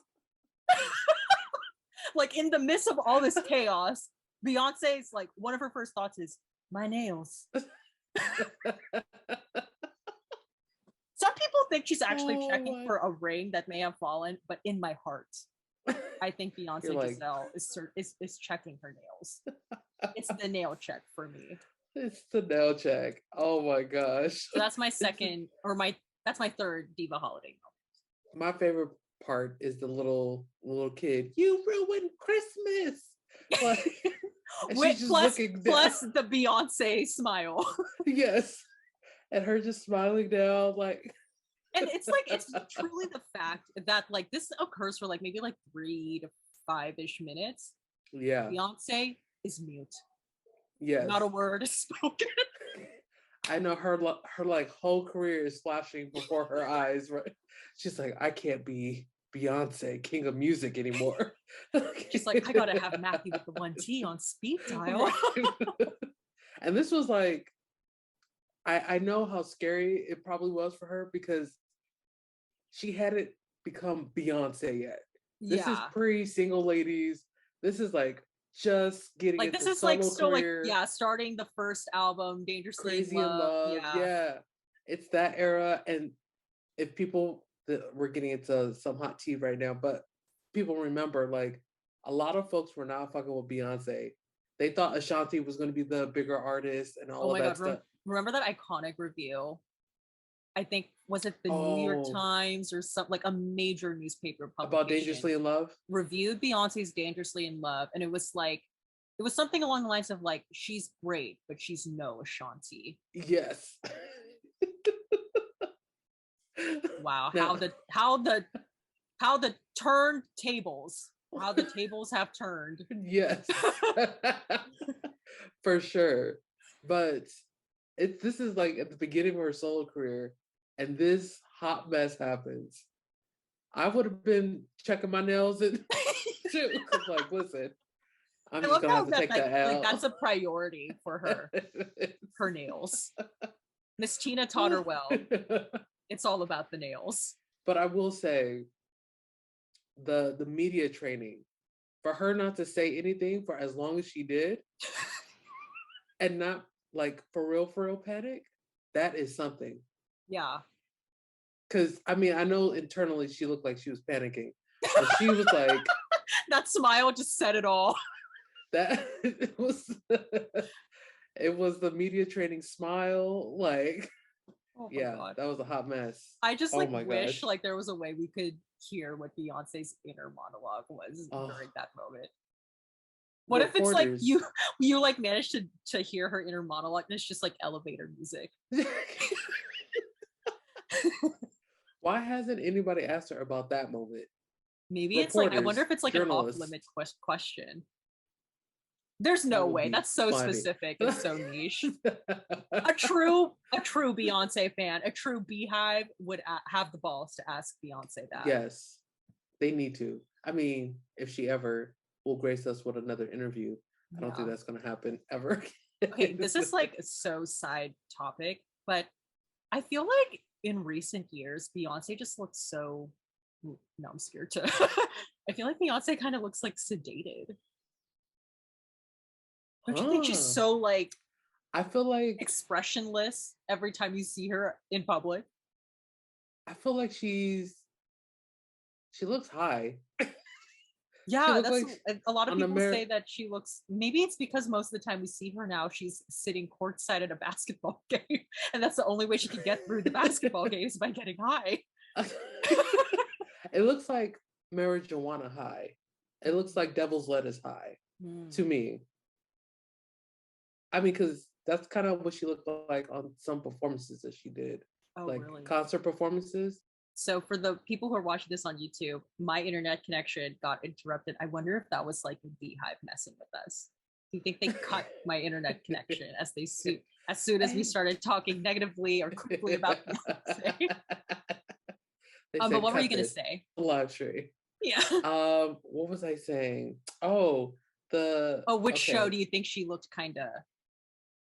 Yeah, and I don't know what show this came from. I don't know if it was like there was the one where she had the black and white outfit with the feathers. I'm so rusty with Beyonce.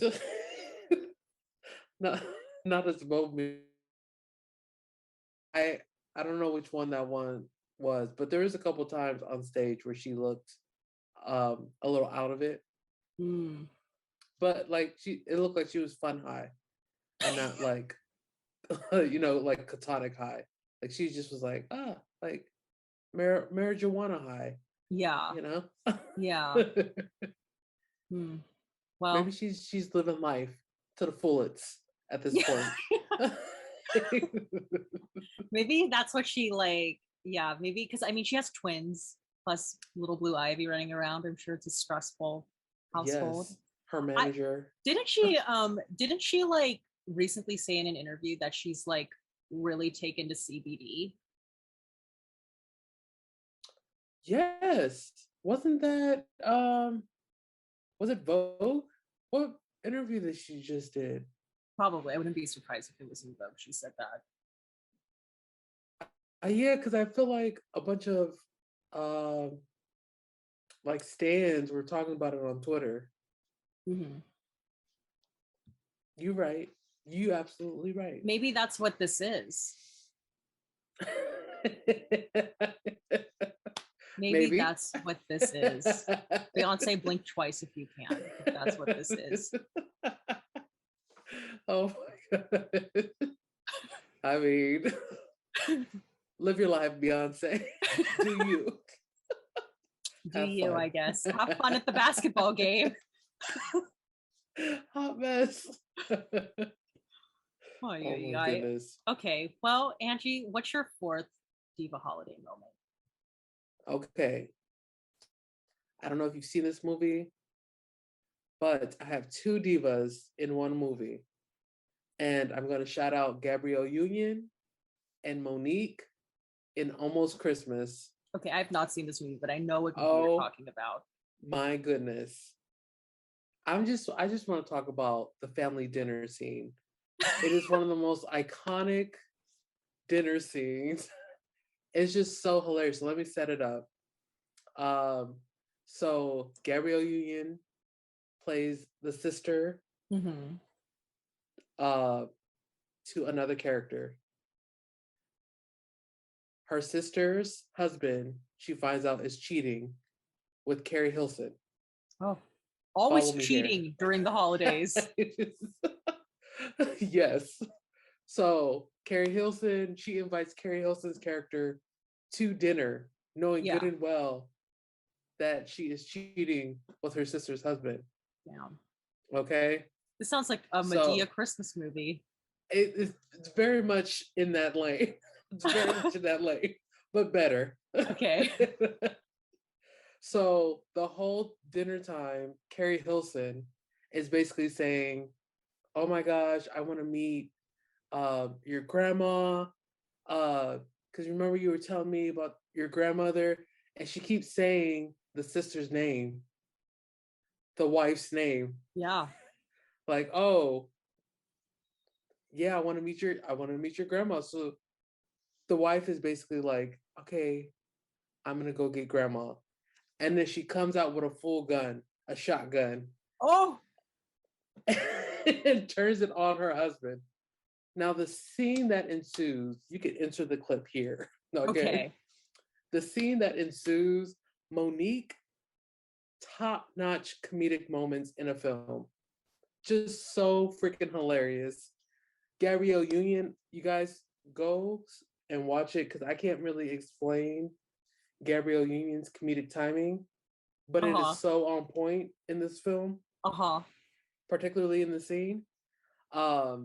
but yeah, the lines from Monique, the comedic lines that's happening in this film, just so hilarious. It is literally my favorite Black Christmas movie. Wow. So funny, so freaking hilarious. And what's the name of the movie again?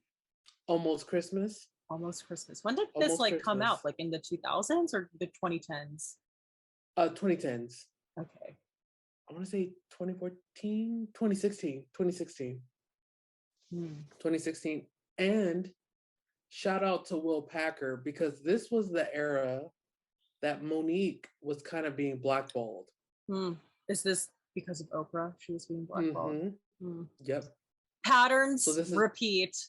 Patterns of behavior. Let's point that out. This was post Precious. Yeah. If you guys don't know, I'm gonna tell you guys really quick. Precious came out. What's old dude's name? Lee Daniels. Lee Daniels and Oprah wanted her to go do some promo in Europe. She was like, "Are y'all gonna pay me?" They were like, "Nope, you should be doing this just cause." She said no. And then they started blackballing her. So she's kind of blackballed. This was like the first film that she did post Precious. So she delivered. She delivered in this film. This film is hilarious. Shout out to Gabrielle Union and Monique. Boom. Boom. Isn't that so sad? Like after she won a freaking Oscar. I know. Now see, let me just say, I don't approve and I don't agree with a lot of the stuff that she's saying now about bonnets and stuff. Let me just make that clear. Wait, what is she saying about like? Maybe don't get into it. No. So basically, there's this big thing that happened where she came online and she was telling Black women we should not wear bonnets out in public. That it's almost like a disgrace to our Blackness. Oh my God. We need to look presentable and all this stuff. Like she was doing too much. I was like, girl, I wore my bonnet out yesterday. So yeah. Let's get our life together. The bonnet is the bonnet. Yeah. So she's been like on that tip a lot lately. But her acting skills, if anything, Precious has taught us is Monique can act. Jeebus. Like, I wish she could get another role like that. Yeah. I don't know, because Oprah's just so all seeing in the industry. I feel like she's one of those people, once you like kiss her off, it's very hard to get back from that. Facts. And then the Netflix thing didn't help either. The Netflix special drama. Oh wait, yeah, what happened? I feel like this is like very familiar, but I just don't remember the details. What was the Netflix drama? So she got offered to do a Netflix special, and they gave her a little bit of money. So she was like, enough. It wasn't enough. She was like, I'm like, my peers are folks like a Dave Chappelle, and like all my other male comedian peers are getting way more than what I'm making. And people should come out and boycott Netflix with me. And she was talking about Amy Schumer too, who had just got some ridiculous amount, and she wasn't even popping like that anymore. She was like, well, why does this white girl get all this money? And I'm the queen of comedy. Like, I'm one of the queens of comedy. So what's good, Yeah. So there was that. So this was Almost Christmas was around all of that. Wow. Like, yeah, it was a lot. It was a lot. What a time to be Monique. I know, right? During the holiday season. Yeah, I agree. Yikes. Well, thank you for sharing that with the class. You got to watch the movie though. I know. I have to. Okay.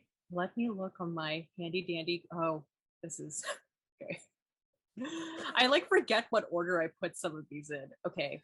So my fourth favorite diva holiday moment, like you, have chosen to do the personal route with your Indian film pick that's not Christmas related at all. It's Christmas related to Angie. Um, Yes. I have decided that my fourth holiday, Diva holiday moment, is a personal moment for me, and it is when I was able to see Mariah Carey's Walker's Crisps bags live and in person in the UK Really? back in 2019. What? Yes. So let me set the scene. Come Set the gather, scene, girl. children. So Yes. in 2019, pre-pandemic and any of its variants, once upon a time, Mariah Carey had a deal with Walker's Crisps. That's a very difficult word to say, by the way, UK friends. Why don't you just call them chips? But I know chips are called fries. No, fries are called chips. Yes. Yet you have such a complicated way of saying chips. It's crisps. What is that? Anywho. Crisps.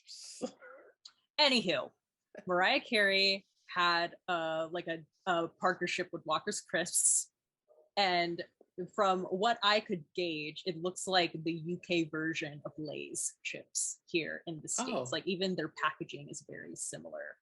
So she did a commercial with them in 2019. And it's a very they have really good commercials. The Walker's Crisps, they have really good commercials. So I'll play the commercial audio now. If you're watching this on YouTube, just look up the commercial. It's really funny. So I remember when this commercial first came out, I was like, oh, that's so fun. I love that commercial. And little did I know, though, at the time that I was going to be going to the UK in several weeks, because it was kind of like a last minute trip that my mom had planned with her family friend. Like, oh, let's just go to the UK for a couple days to visit my friend. So I get to the UK, and truly, in 2019, I go to the UK and Europe for the first time. And when I tell you, one of my top 3 reasons why I was so excited to go to the UK was so that I could see Mariah Carey's face on these bags of Walker's Crisps. And just the great fortune that it just so happened she had a deal in 2019 and I was going there in 2019. It was too much for me to bear. In fact, the only souvenir I kept from the UK when I went, not this the bag. Mariah Carey Walker's Crisps bag. I didn't buy not a thing in the UK or Europe. I just saved this bag because that's what mattered to me. Now the question is, did you eat the cheese and onion chips? Yeah, I did. Were they good? Yeah, they were really good. I actually, so there were three different flavors because she had 3 different bags. There was a red bag that was the original flavor. There was the green bag, which was salt and vinegar. And I actually got that bag because salt and vinegar chips are my favorite.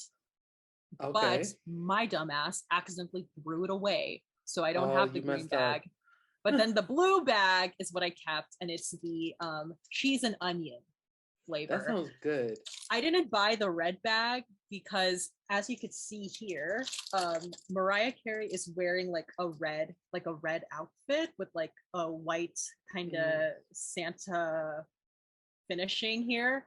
But because she was wearing a red outfit against the red Walker's Crisp bag, it looked like she was a literal floating head. So I was like, I don't want that. So I don't like the line of this one. Yeah, I'm not a fan of the full presentation. We didn't really think this one through all the way. But yeah, that's my 4th Diva holiday moment, was getting Mariah's Walker's Crisps bag.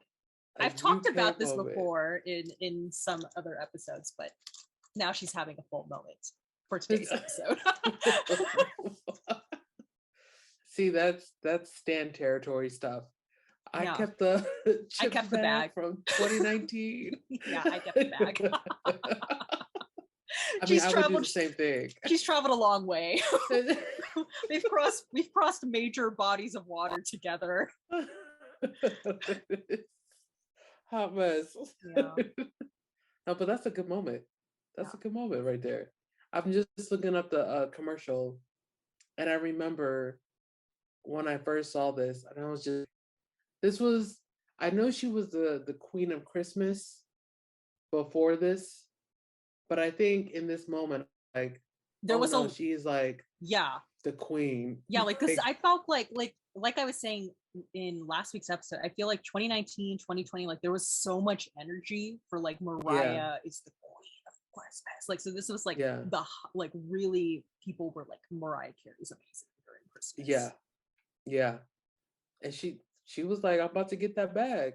Like, I wonder how And much I was money she about to got. literally get the bag. I got the bag. Yeah, I got the bag too, Mariah. A different kind of bag. A crisp bag. The cheaper bag, Yeah, but a the bag cheaper bag. nonetheless. A cheese and onion bag. Like, I wonder how much money she got from this. Oh, I'm sure she got Like, paid handsomely for this. I still can't fathom how much money this Oh, woman oh makes my God! just Wait, off of Christmas. I have some video of. Let me send you. So I took a video of this of when I was like inside of this like random store. I took video of all the bags. Uh-oh. Wait, let me see if I could. You said I have the evidence still. Yeah, I have the evidence still because I knew this would be like a moment I would like to reflect. Okay. Okay. Oh, they're 7 seconds long in her Hey, glory. Okay, I'm sending it to you. It shouldn't take that long to send. She's buffering, she's loading. The dots are dotting. the dots are dotting. Okay, it's sent. Boom.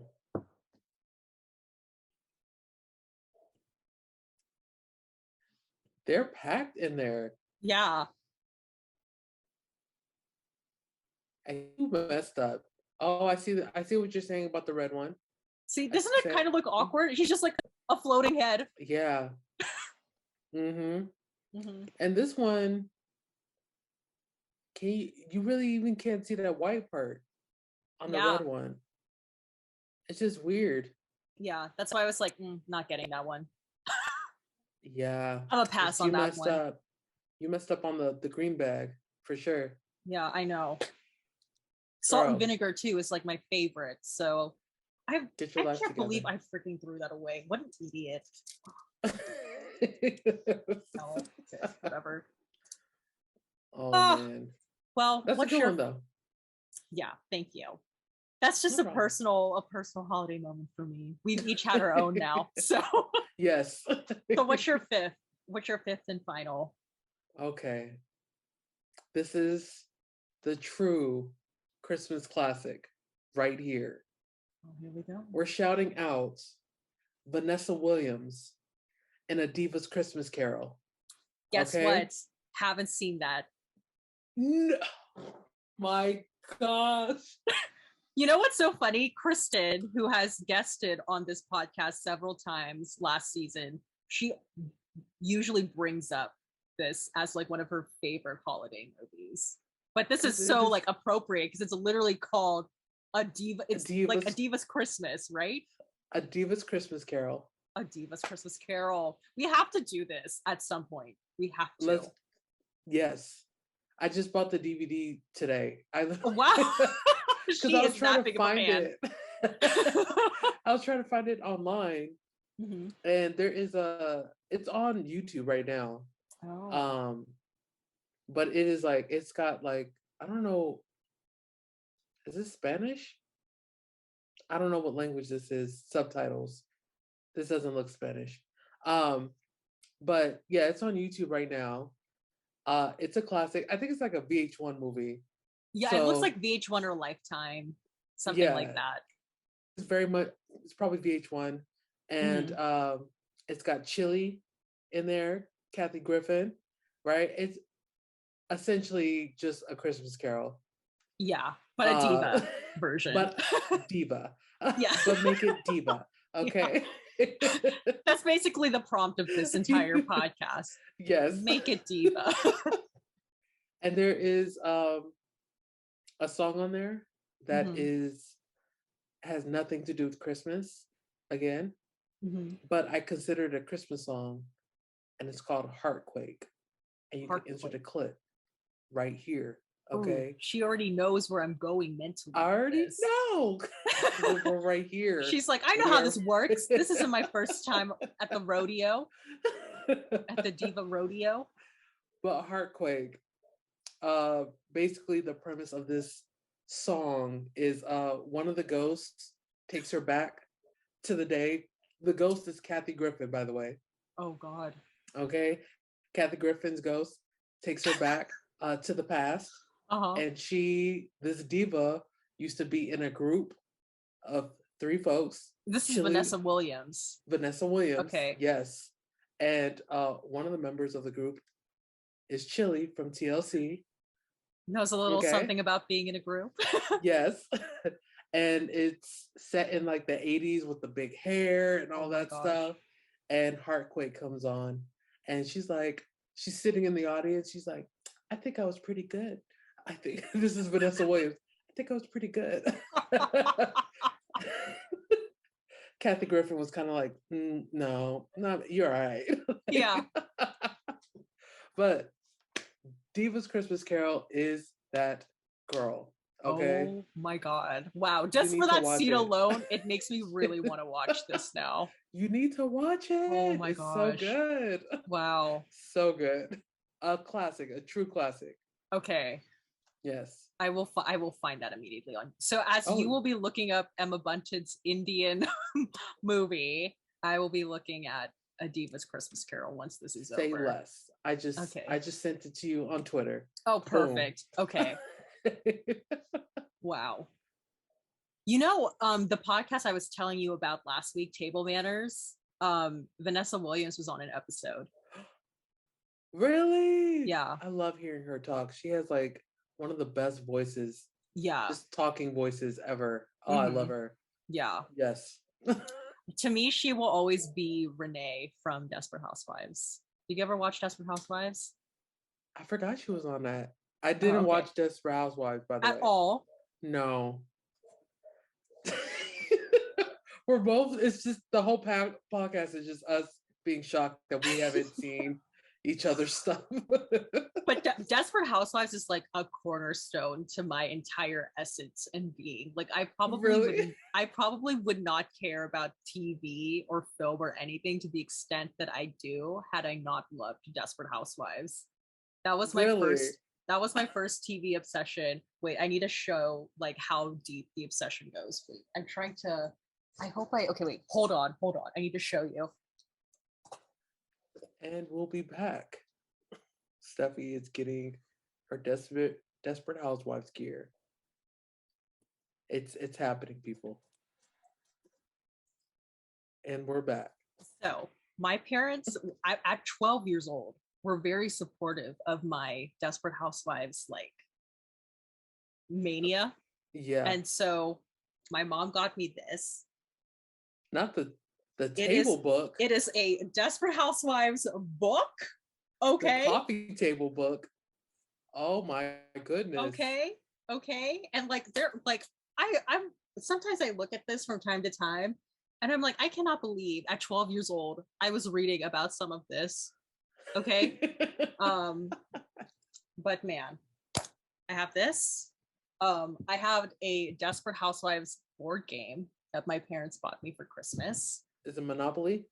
No, it's not Monopoly. It was like specifically a Desperate Housewives board game. Oh. And it was like trivia. And I went to Catholic school in elementary and I would bring, so like me and my 3 other friends, we loved Desperate Housewives. And I would bring the trivia cards that had very like racy questions about the plot of Desperate Housewives to recess. And when we would quiz each other on like the details of Desperate Housewives. Like I think one of the words is like, what is Rex's safe word?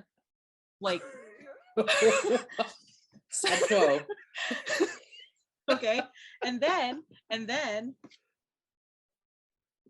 I have a Desperate Housewives computer game. Not the computer game. The PC game? Yeah, the PC game. Because I'm a really big Sims like enthusiast. I play a lot of Sims. Yeah. Like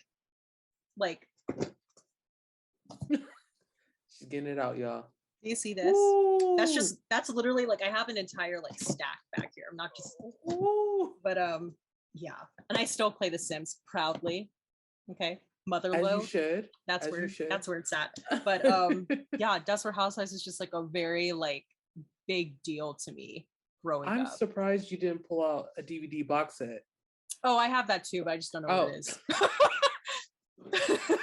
She said, "Hold your horses. I got that too." Okay? I got the goods.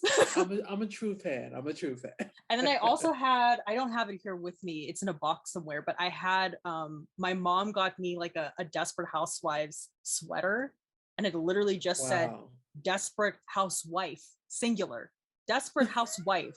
And it was so big.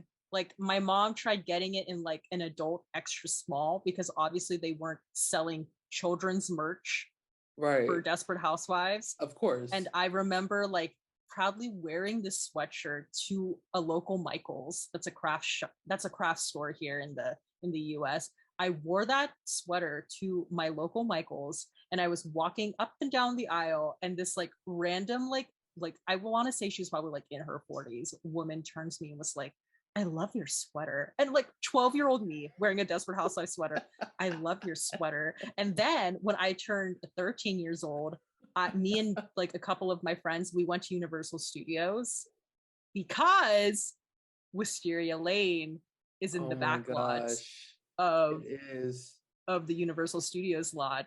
Yes. And you go through Wisteria Lane. I remember like in the summertime. Yes, in the summertime, wearing this like oversized Desperate Housewives sweater, sweating, but I wanted to wear it as I went through Wisteria Lane.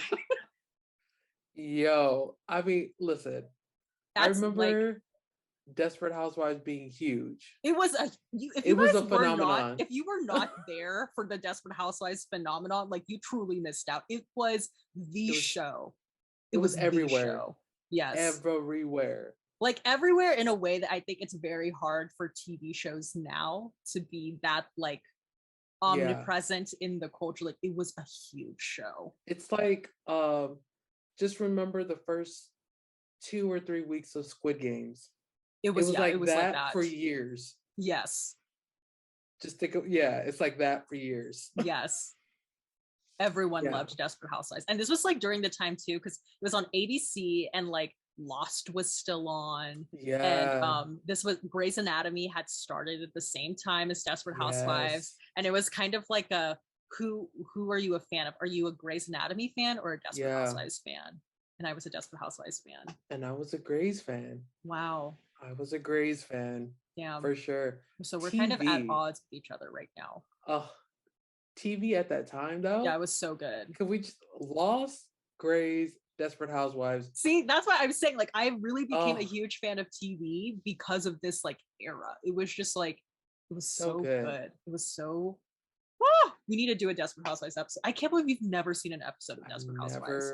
You have to. Okay. I've seen an episode. Was there an episode with a tornado? Oh my God. So many things happened on that lane. It is, like, truly ridiculous. But yes. I think I seen a tornado episode. And I just was like, first season of Desperate Housewives is like the best. You have to watch the first season. It's the best. Okay. But Vanessa Williams isn't in that season, but like the first season is like so classic. It's so iconic.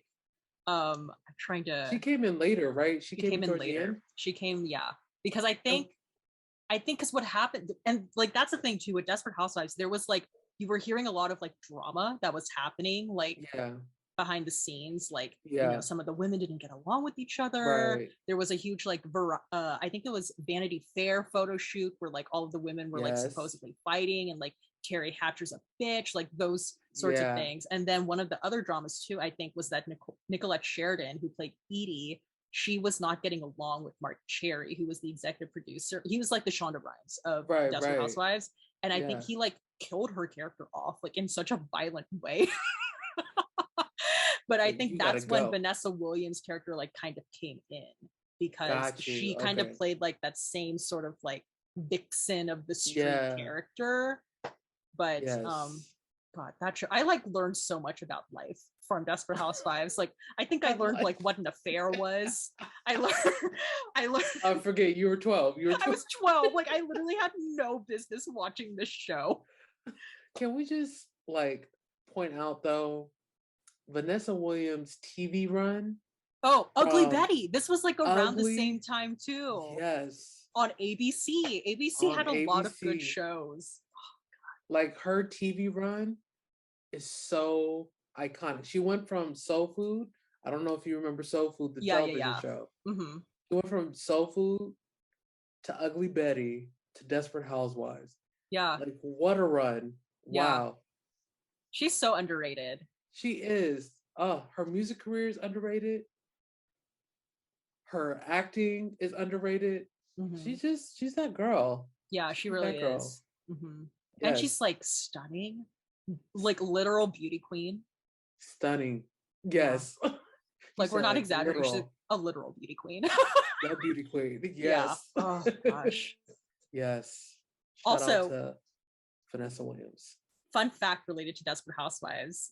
You know, as I was starting to venture into the solo works of the Spice Girls, discovered that one Miss Mel B filmed a music video on Wisteria Lane.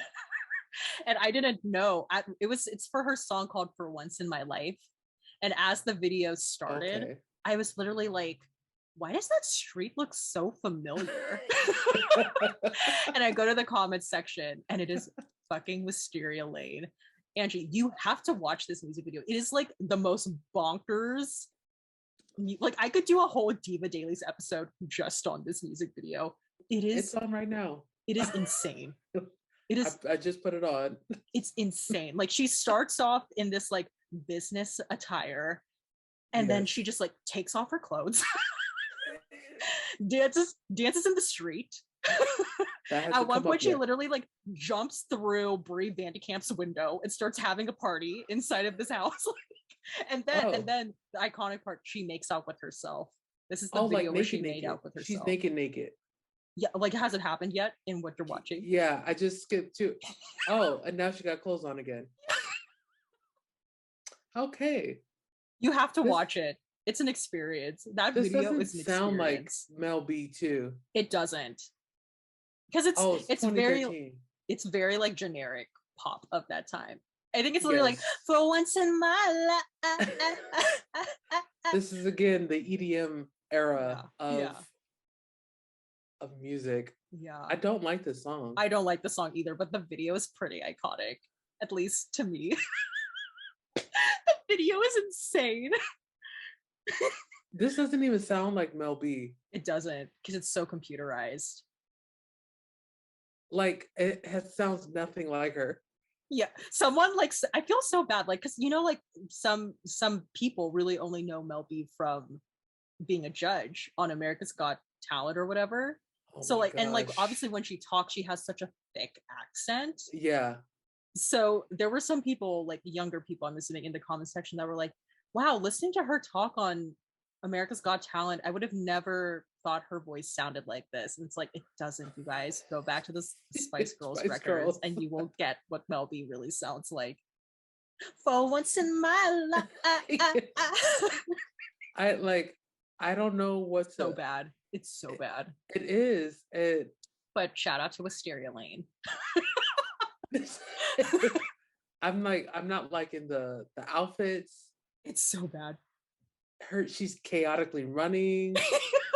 And her hair. Her hair. Like, how she just like, she literally like, she cuts her hair.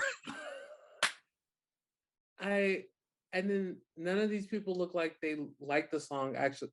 Oh my gosh. Where did they get those people? Like, they look like they got those people off of the tram tour.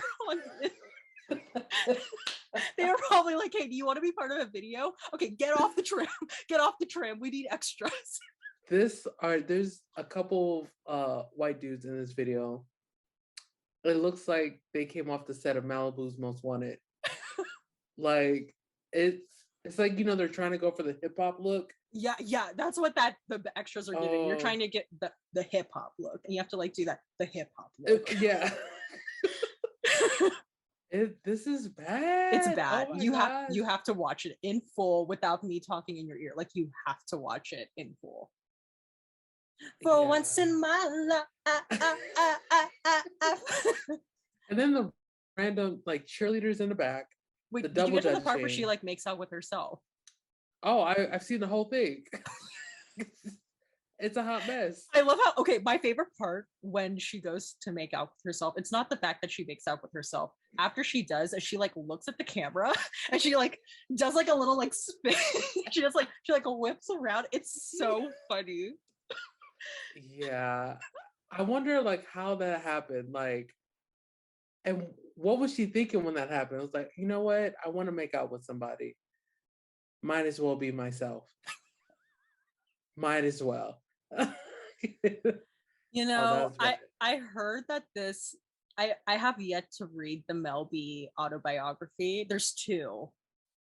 There's one that she did like in early 2000s, and then there's one she did like recently. And I think during this time she was in a really abusive relationship. Right. And the guy was her manager. And I think this was something that he probably wanted her to do. It's like have you ever watched her reality show? Do you know? I saw some episodes. Okay, it's called like Mel B, It's a Scary World, which ironically it really was a scary world for Mel B during that time. Right. But she her husband in that reality show like really overworks her because she's really the only one like bringing in income into the house. So I feel like this was probably her husband being like, okay, just like make a song so we could like make some money. But it's bad. For once in my life. It sounds like a LMFAO record. Yeah, like definitely from that era. Oh yeah. It's bad. It's not good. Oh. Somebody says in the comments, hits golden buzzer. Girl, no. That must be a Mel B stan. There's only Mel B stans in these comments. It's like you see my face. In my humble opinion, what a bop.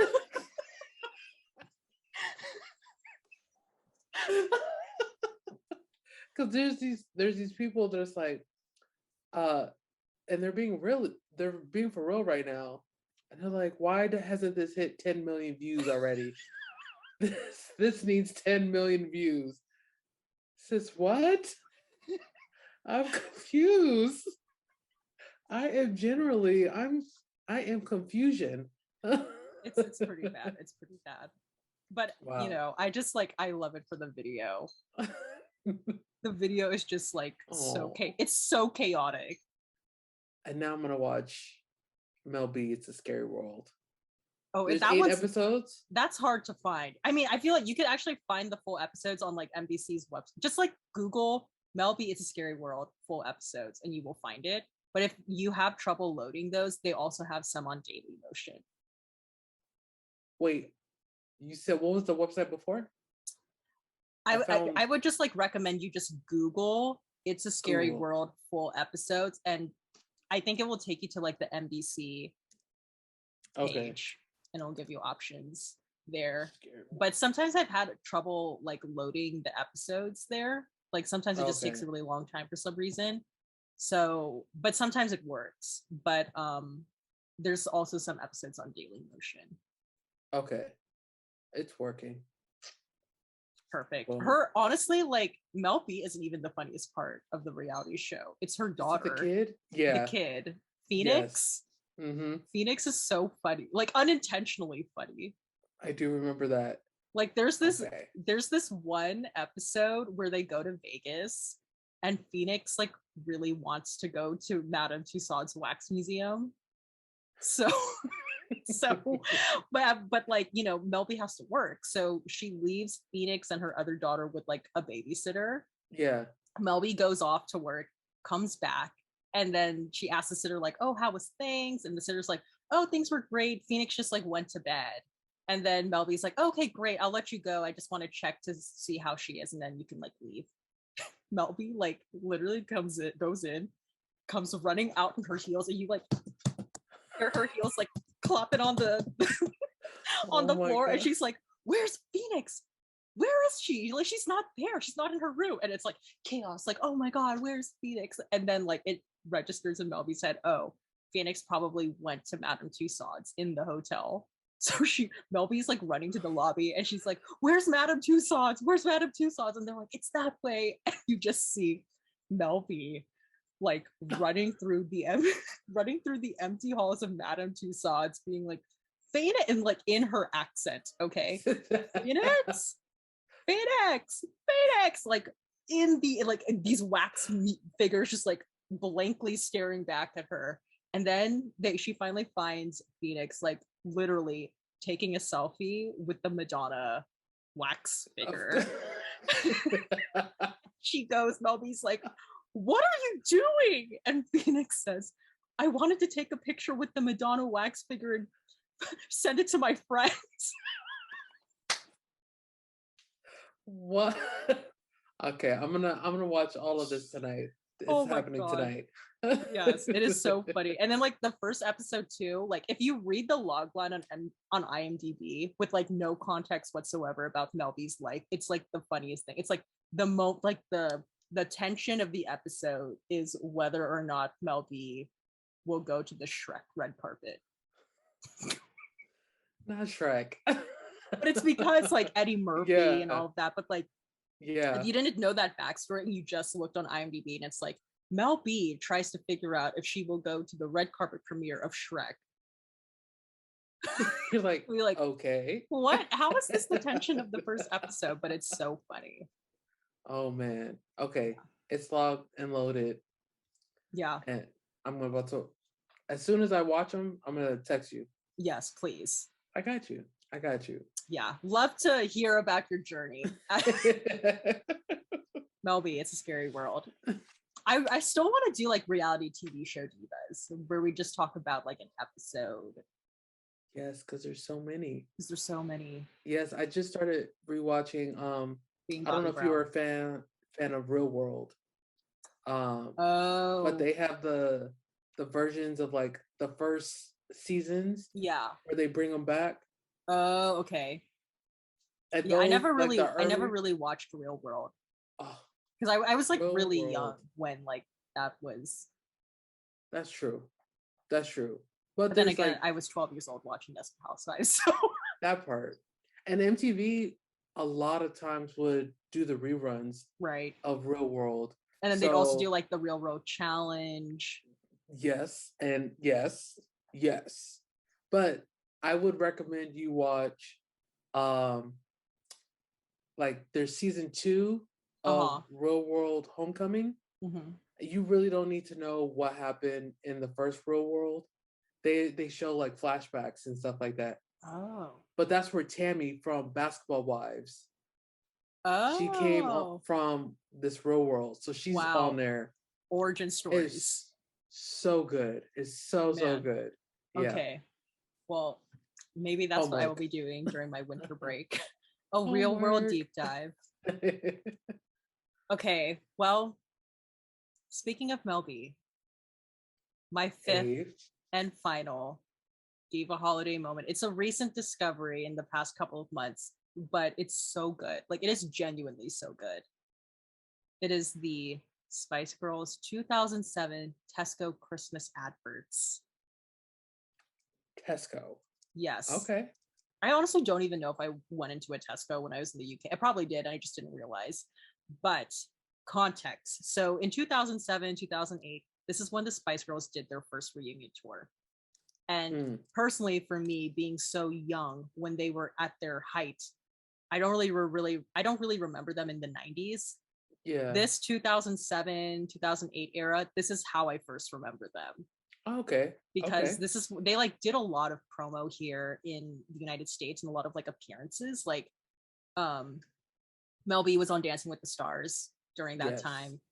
Victoria Beckham had this iconic special called Victoria Beckham Coming to America. And I remember watching that live with my mom pre-DVR. Like, it was such a moment for me. And then they also performed at the Victoria's Secret fashion show. Oh, that's right. I'm That's right. trying I to think remember what that. else did they do. Oh, Project Runway was very popular during this time too. And Yes. Victoria was the celebrity judge during the finale of Project Runway. And this Mm. was when Christian Siriano was a contestant. Oh, So this is when he won. And wow. Okay. then Victoria also had a cameo appearance in an episode of Ugly Betty, bring it back to Vanessa Yeah. Williams. Yes. So like Get this it is really in. like this era is how I like really first remember them. But that's what they I'm were doing here in the US. Over there in the UK, they did 2 Tesco commercials. I'm gonna play the audio from the second one. Have you searched for it on YouTube? yes. Which one are you talking about? I'm looking at the one where they're in the super or the store. It looks like a Costco. Uh-huh. And then there was the other one When they're where they eating were Christmas dinner. yes. Okay, so let's talk about that one first. Because I Okay, like okay. because this is I mean I love both of them, but this is like my least favorite of the 2. Oh, okay. Okay, so basic premise is the girls can't agree on what they're going to have for Christmas dinner, so they go to Tesco. I will play the audio from that right now, but if you're watching this on YouTube, just search for it. I have so many notes about this Not the advert. Okay, notes. okay, here we go. I wanted to make a note of what each girl said they wanted to eat. Jerry wanted roast turkey. Mel C wanted beef. Emma wanted goose. Mel B, I'm not quite sure what the fuck she wanted. I think she says salmon. I don't really know. Sometimes I really don't understand what she's saying. But Victoria, of course, wanted lobster. So then they walk in a straight line to the Tesco, the 5 of them. Now we have to break down what they're wearing. Emma and Mel B are wearing red jackets. Victoria and Mel C are wearing silver and gray jackets. And Jerry is in the center wearing a black jacket. Now, I want to pose this question to the Spice Girls fans and also to Angie. Do you think that during this time, because there were other appearances that they did too, where Jerry was kind of like the standout in color. Yeah. Does Jerry get to stick out / do what she wants at this point because the other girls are a bit nervous that if we don't let her do to a certain extent what she wants, she might leave the group again? Is that why Jerry got to wear the black jacket in this Christmas Tesco advert? That is a good question. I mean, I could totally see that. I could totally see. Yes, I could totally see that. But it's odd that she's not wearing the color though. That's most odd to me. Yeah, because she's usually the colorful one. She is the colorful one. Well, you will be really surprised, Angie, because in 2021, Jerry has not worn color in like a good 2-3 years because she has she just wears white now. She's on okay. She's in her all white era because she's a rainbow woman. Did that start here around this time? No, it started like in I don't know. I think like maybe 2018, 2018. Okay. Yeah, I'm more shocked that she's not wearing color.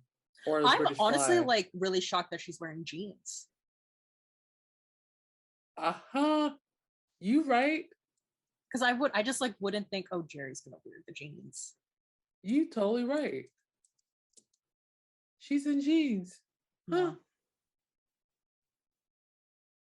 Well, but anywho, yeah, I'm sorry. I'm like looking at it too, like she's trying to take it in right now. Yes. So as this advert continues, basically, the girls bombard this poor Tesco employee.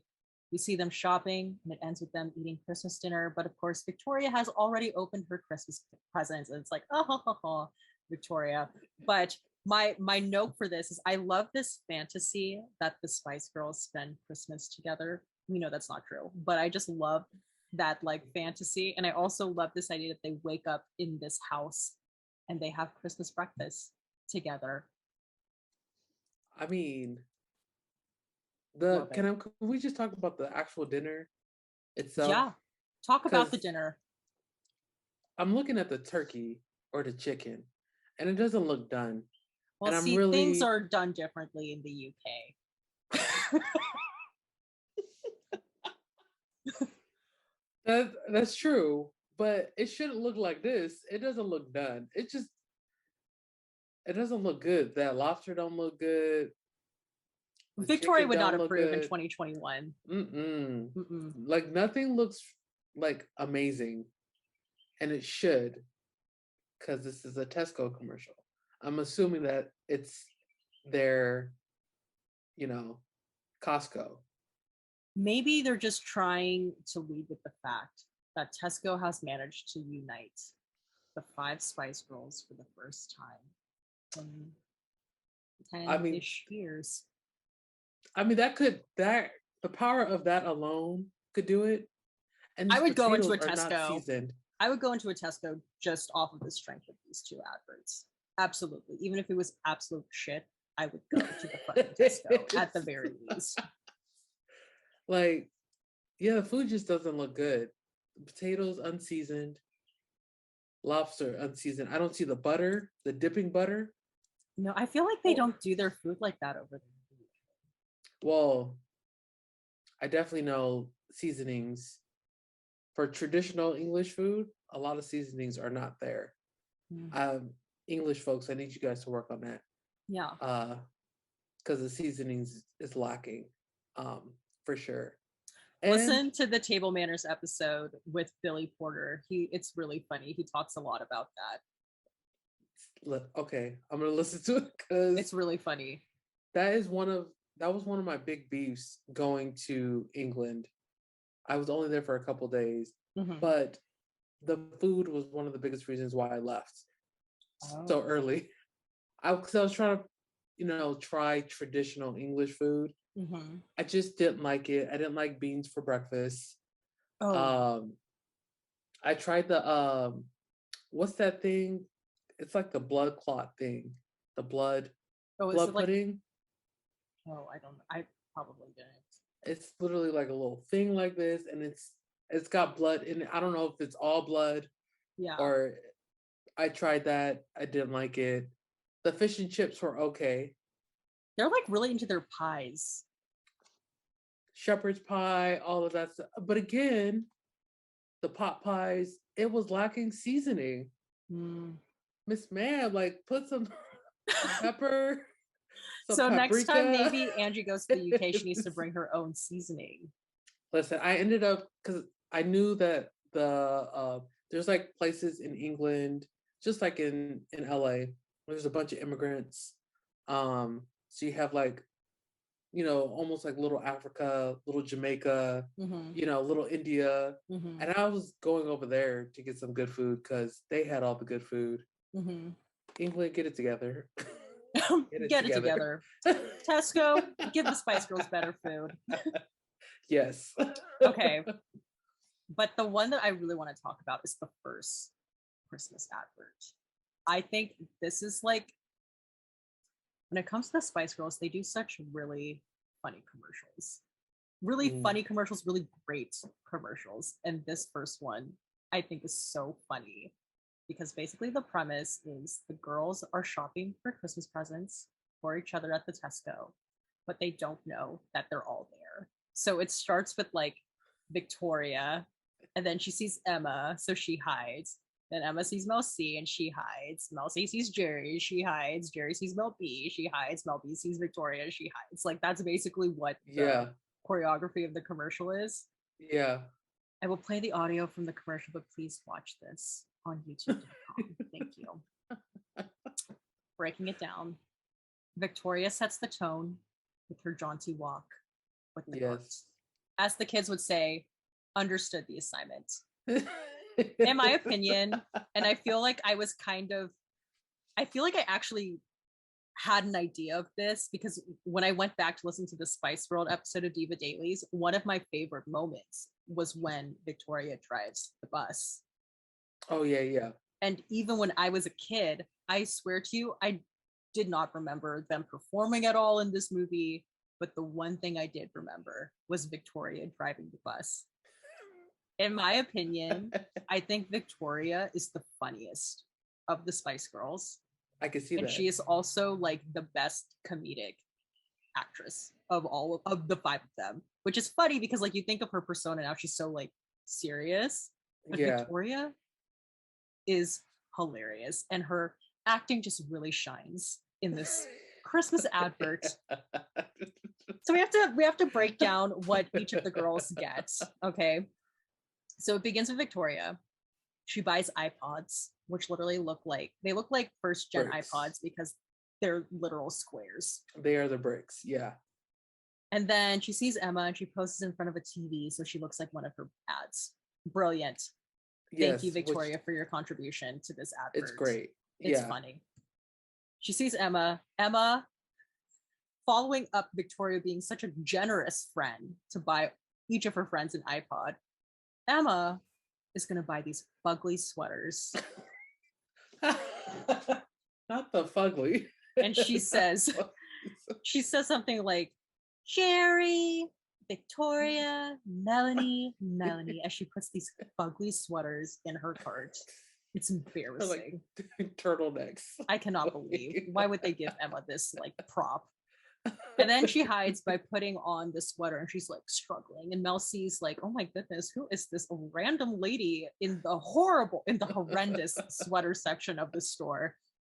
I don't get to see what Mel C will buy, but she sees Jerry and she hides behind a Christmas tree. And I put my notes, physical comedy. Yes. Jerry, I don't really know what she's buying. It looks like she's in the toys section. Maybe it's like a perfume. It's a box. It looks like ornaments. Maybe. It's a box of some sort, but she sees Mel B and she hides behind a Guinness World Records 2008 book. Again, the physical comedy. I put here in my notes that she like gay panics when she sees Mel B, but that's like a whole other thing. We won't be getting into that in today's episode.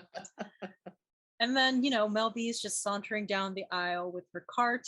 Again, we don't get to see what she buys, but she sees Victoria and she hides behind this robot mask. And unlike some of the other girls, at least Mel B has a line. And she says, Merry Christmas, in this robot voice. And it ends with a paranoid Jerry at the checkout as she sees Mel C, who now also looks paranoid. And Jerry crouches down behind the checkout counter. And of note, she has put down on like the conveyor belt this High School Musical toy. Yep. What a throwback. Is it for her daughter, Bluebell Madonna? Maybe. We perhaps. don't know. But that is the Spice Girls Tesco Christmas advert, and it is a hoot. So funny. I can only imagine being a Spice Girls fan at this time. And then seeing this commercial and seeing all five of them. Yeah, because we haven't seen all five since, well, I was going to say since the Olympics, but they also did a picture together in 2018 that like went viral on Instagram. Because I know it went viral because even back then I liked the Spice Girls, but not enough that I'm like following them to the extent that I am. And I remember like, seeing that picture and being like so excited. Like, oh my God. I didn't even know all of their names back then. I was just like, oh my God, it's all five of them.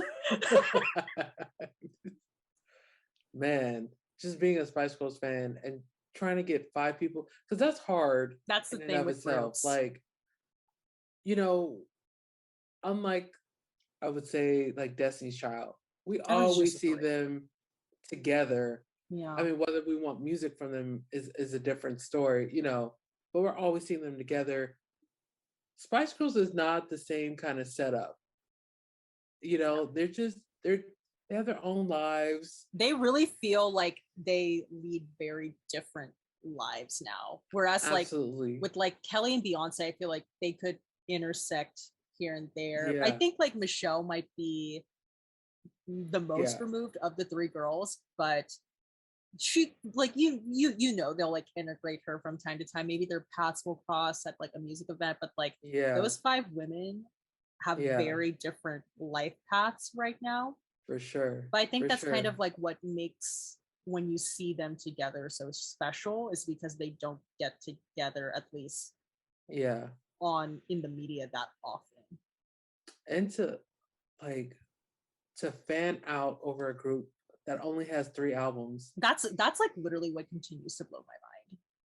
I mean, but same thing, TLC, 3 albums with Left Eye, like That's true. full albums with Left Eye. Yeah. I don't count 3D as like full because it came out post death, Yeah. but TLC is another one. I I'm feel sure like In Vogue TLC too. lasted longer though as a group. They did because they were there from '92 to 2000. Yeah. Spice Girls came and went so fast. So It was fast, a like moment, a big flash in the pan. yes, and then they were gone. But it's like And so incredible to me though that like despite the big boom flash, people still like when it's announced that those, like at least now 4, but they're doing something, it's still like a pretty because the big moment deal. was so It was big, so it big. wasn't like it wasn't a fleeting big moment. Yeah. Like Milli Vanilli Oh was a no. fleeting big moment, right? Yeah, yeah. Or Vanilla Ice, MC Yeah. Hammer. Hmm. Like Spice Girls came like, and they were pretty much the new age beat, and then Right. left just as fast as they came. Hmm. Uh, Like even like when you watch them at the Olympics, oh my like gosh. the crowd reception that they specifically get, even in comparison to like other people, Yeah. it's so different. Yeah, because they're legends. They are And do you know, like legends. on the Olympics official YouTube channel, they ranked like the best Olympic performances? They came in at number 1. Yeah, because what other Olympic performers do we remember like that? Literally, like We on don't a list remember. where I think Pavarotti is on that list. Nobody Stevie care. Wonder. No, it's the Spice Spice Girls. Girls. Like I remember when I teared up watching that Yeah, performance. I was like, oh my God, the Spice Girls. And I think in that moment it just set in like, man, they were really a moment. yeah. Oh my gosh. I like honestly Like, feel bad for, like, I mean, then again, like I don't really remember it, but like I have like respect because like that's the thing. Like I was so young, but at the same time, like you just like come into the world knowing that they exist, that sort of yeah, thing. But I yeah, genuinely feel bad for like maybe younger people, like especially like the teenagers now who weren't alive during that time, like yeah. who didn't get to experience that in some way. It's like just that era too. The You 90s were had so iconic. Whitney, Janet, Mariah, Spice Girls, Backstreet Boys, NSYNC, Britney Spears, all coming Michael, out. Prince, Madonna, like Michael, Aretha is dropping another album. Like she's yeah, coming out of the woodworks. TLC, TLC, In Vogue, um, SWV. Like we could Boys to go. Men, like that era is so jam packed. And like I think we were talking about this, like I think in a previous episode, but it's like all of the genres from the 90s, like they were all solid. They were also because There was like even great if you country weren't, music in the 90s I too. was just about to say that. I was like, even if you weren't a big R&B hip hop head or a pop head, like formerly known as the Dixie Chicks, were huge. Shania Shania Twain, Twain. Shania Twain coming out of nowhere Oh, Celine has blown Dion. up. Celine Dion, and then even like the more folk people like Mhm. Tracy Chapman, Right. and then Sade. Alanis Morissette. Oh yes, Green Day coming in, Nirvana. Nirvana. Like we just had it was So good. Matchbox 20. Like Even and then like everybody. you also had like the rappers like Lauryn Hill, Jay-Z. Yes, rap was like in its golden era for sure in the It was 90s. so, Like it was just like every genre was just doing really well in the 90s. doing what they were supposed to do from gospel to country to R&B to hip hop, jazz, like everything The had divas its were in spot. full effect in the 90s. That's why we always talk about those divas that existed during that time on this podcast. It's just yes, which is, what a time. I know we're like kind of getting off subject, but it's one of the reasons why when people try to compare like the last 2 years of R&B to the 90s, because R&B's kind of coming back Yeah. to its original form Yeah. within the past couple years, but when they compare it to the 90s, I'm like, no. Mm-mm. No. Like, music in general is nothing where it was in the 90s, because like you said, every genre was out here doing what it's supposed to do. Yeah. Every single genre. It was it was so like you were so I feel like you were so well fed. Yes. Yes. Like, Genius was readily available on the radio. Like, you didn't have to go search for it. Like, now the Genius is not readily available as it is, or as it was in the 90s. You don't turn on the radio and hear Genius all the time. Right. It's just like, oh, I gotta go find the Genius of this era. But back then, you could turn on and then listen to Janet, Michael, Prince, TLC, Lord Hill, all of that. Just those were the pop songs. Those were the big songs out at that time. Yeah. Like, it made sense why those artists, those songs were like very popular. It's not like like now. I don't even know how I would describe what's popular now. It feels like it's a lot of like TikTok songs. Oh, absolutely. Well, like, we don't know songs now. Well, at least I don't. Like, a lot of the songs that I know, like, what was that Doja song? Oh, Doja Cat. It was the red light challenge. Right. For the longest, I didn't hear any part of that song except for the challenge part. Oh. And then later that year, a student played it and it was like, oh, okay, that's what it was. You know what I'm saying? Like, I finally heard the whole song. But a lot of the TikTok songs, you're only listening to the 20-second, 20, 30 seconds of the song, and you don't listen to anything else, Right. It's a whole different landscape. It is. Yeah. Well, the 90s. The 90s. The 90s. What a time. What a time. But yeah, that basically ends our Diva holiday moments. They were eclectic. They were specific. For sure. Yes. But iconic. Yes. All of the icks. That's what they all were. Well, I mean, I feel like we have to announce and say that this is the last episode of Diva Dailies, period. I'm just kidding. This is the last episode of Diva Dailies for the year. I know there weren't that many episodes this year.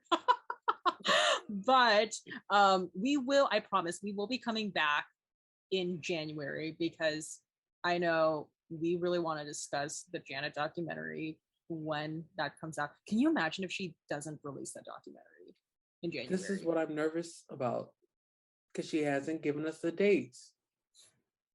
Well, we will be back when Janet is back. Can you imagine if Janet doesn't come back? If Janet doesn't come back, we will not be coming back until she comes back. We are holding this podcast hostage until she comes back. Goodbye, you guys. This is no.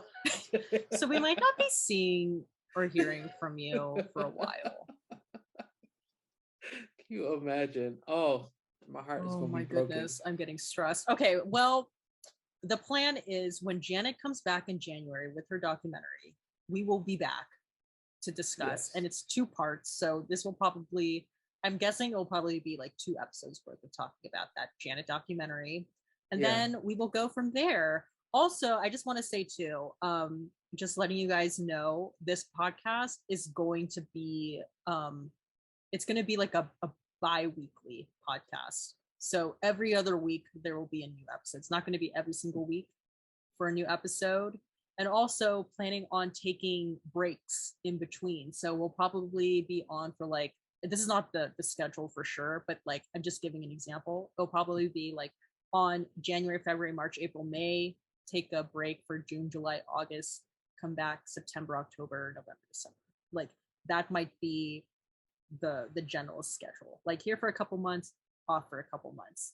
That's just the way it's gonna be, because that's, you know, the most conducive way that I can work, versus like hammering out an episode every single week. Or else if I continue to do that, we will be a year-long hiatus again. So um that's the plan. And Angie, of course, will be back for those episodes. I will be holding her at gunpoint. I'm just kidding. I'll send her all of the diva memes where they're all holding guns, because I have a lot of those saved on my iPhone. But if you miss us over the break and you're listening to us on Apple Podcasts or Spotify and you want more content, you can always go back and listen to old episodes, or you could go on YouTube and just search Diva Dailies podcast, and you will see like the full unedited episodes, and you can watch us. There's no editing really, and you'll get like an extra at least like hour of content for every single episode, because I do cut out quite a bit. But Angie, where can the people find you in the meantime of this break that we're about to take? On Twitter at PoetrySoul3, on YouTube, Sleepy Nerd Productions. Great. And if you want to find us on social media, we're at Diva Dailies Pod on Instagram and Twitter. You can email us in the meantime, divadailiespod@gmail.com. And please leave a rating and review on Apple Podcasts if you're listening from there. And if not, just make sure you're following us. And I promise we will be back. As far as my personal social media, it's at INN_MHO on Instagram and Twitter, and then In My Humble Opinion on YouTube. And I'm trying to think anything else. Oh, well, as Whitney said at the end of the 45 seconds of what is the song she sings? She sings the Christmas song. She says, "Merry Christmas to everyone." And if you don't celebrate Christmas, maybe you celebrate Kwanzaa, Hanukkah, maybe you don't celebrate. That's okay too. Have a nice life. Stay safe out there from the Omarion variant, because we want Janet to come back. We want the Spice Girls to tour. Absolutely. If Kylie Minogue ever dares to come to America, even though no one knows who the fuck she is over here, we want that for her as well. Yes. Please stay safe, wear a mask, get vaccinated, get your booster shot. For some reason, that's a very controversial thing to say, but I believe in getting vaccinated and wearing masks and getting a booster shot. So please do that for the greater good, so that people can move on with their lives. Thank you for listening. So we can go to these tours. So we can go to these tours. And with that, have a wonderful break, divas and divos. And remember, divas. Boom. That was the longest pause. I was like, I feel like I say something else. I was like, and remember. And I was sitting here like trying to remember what I say next. And it was like, oh yes, divas. And remember, divas.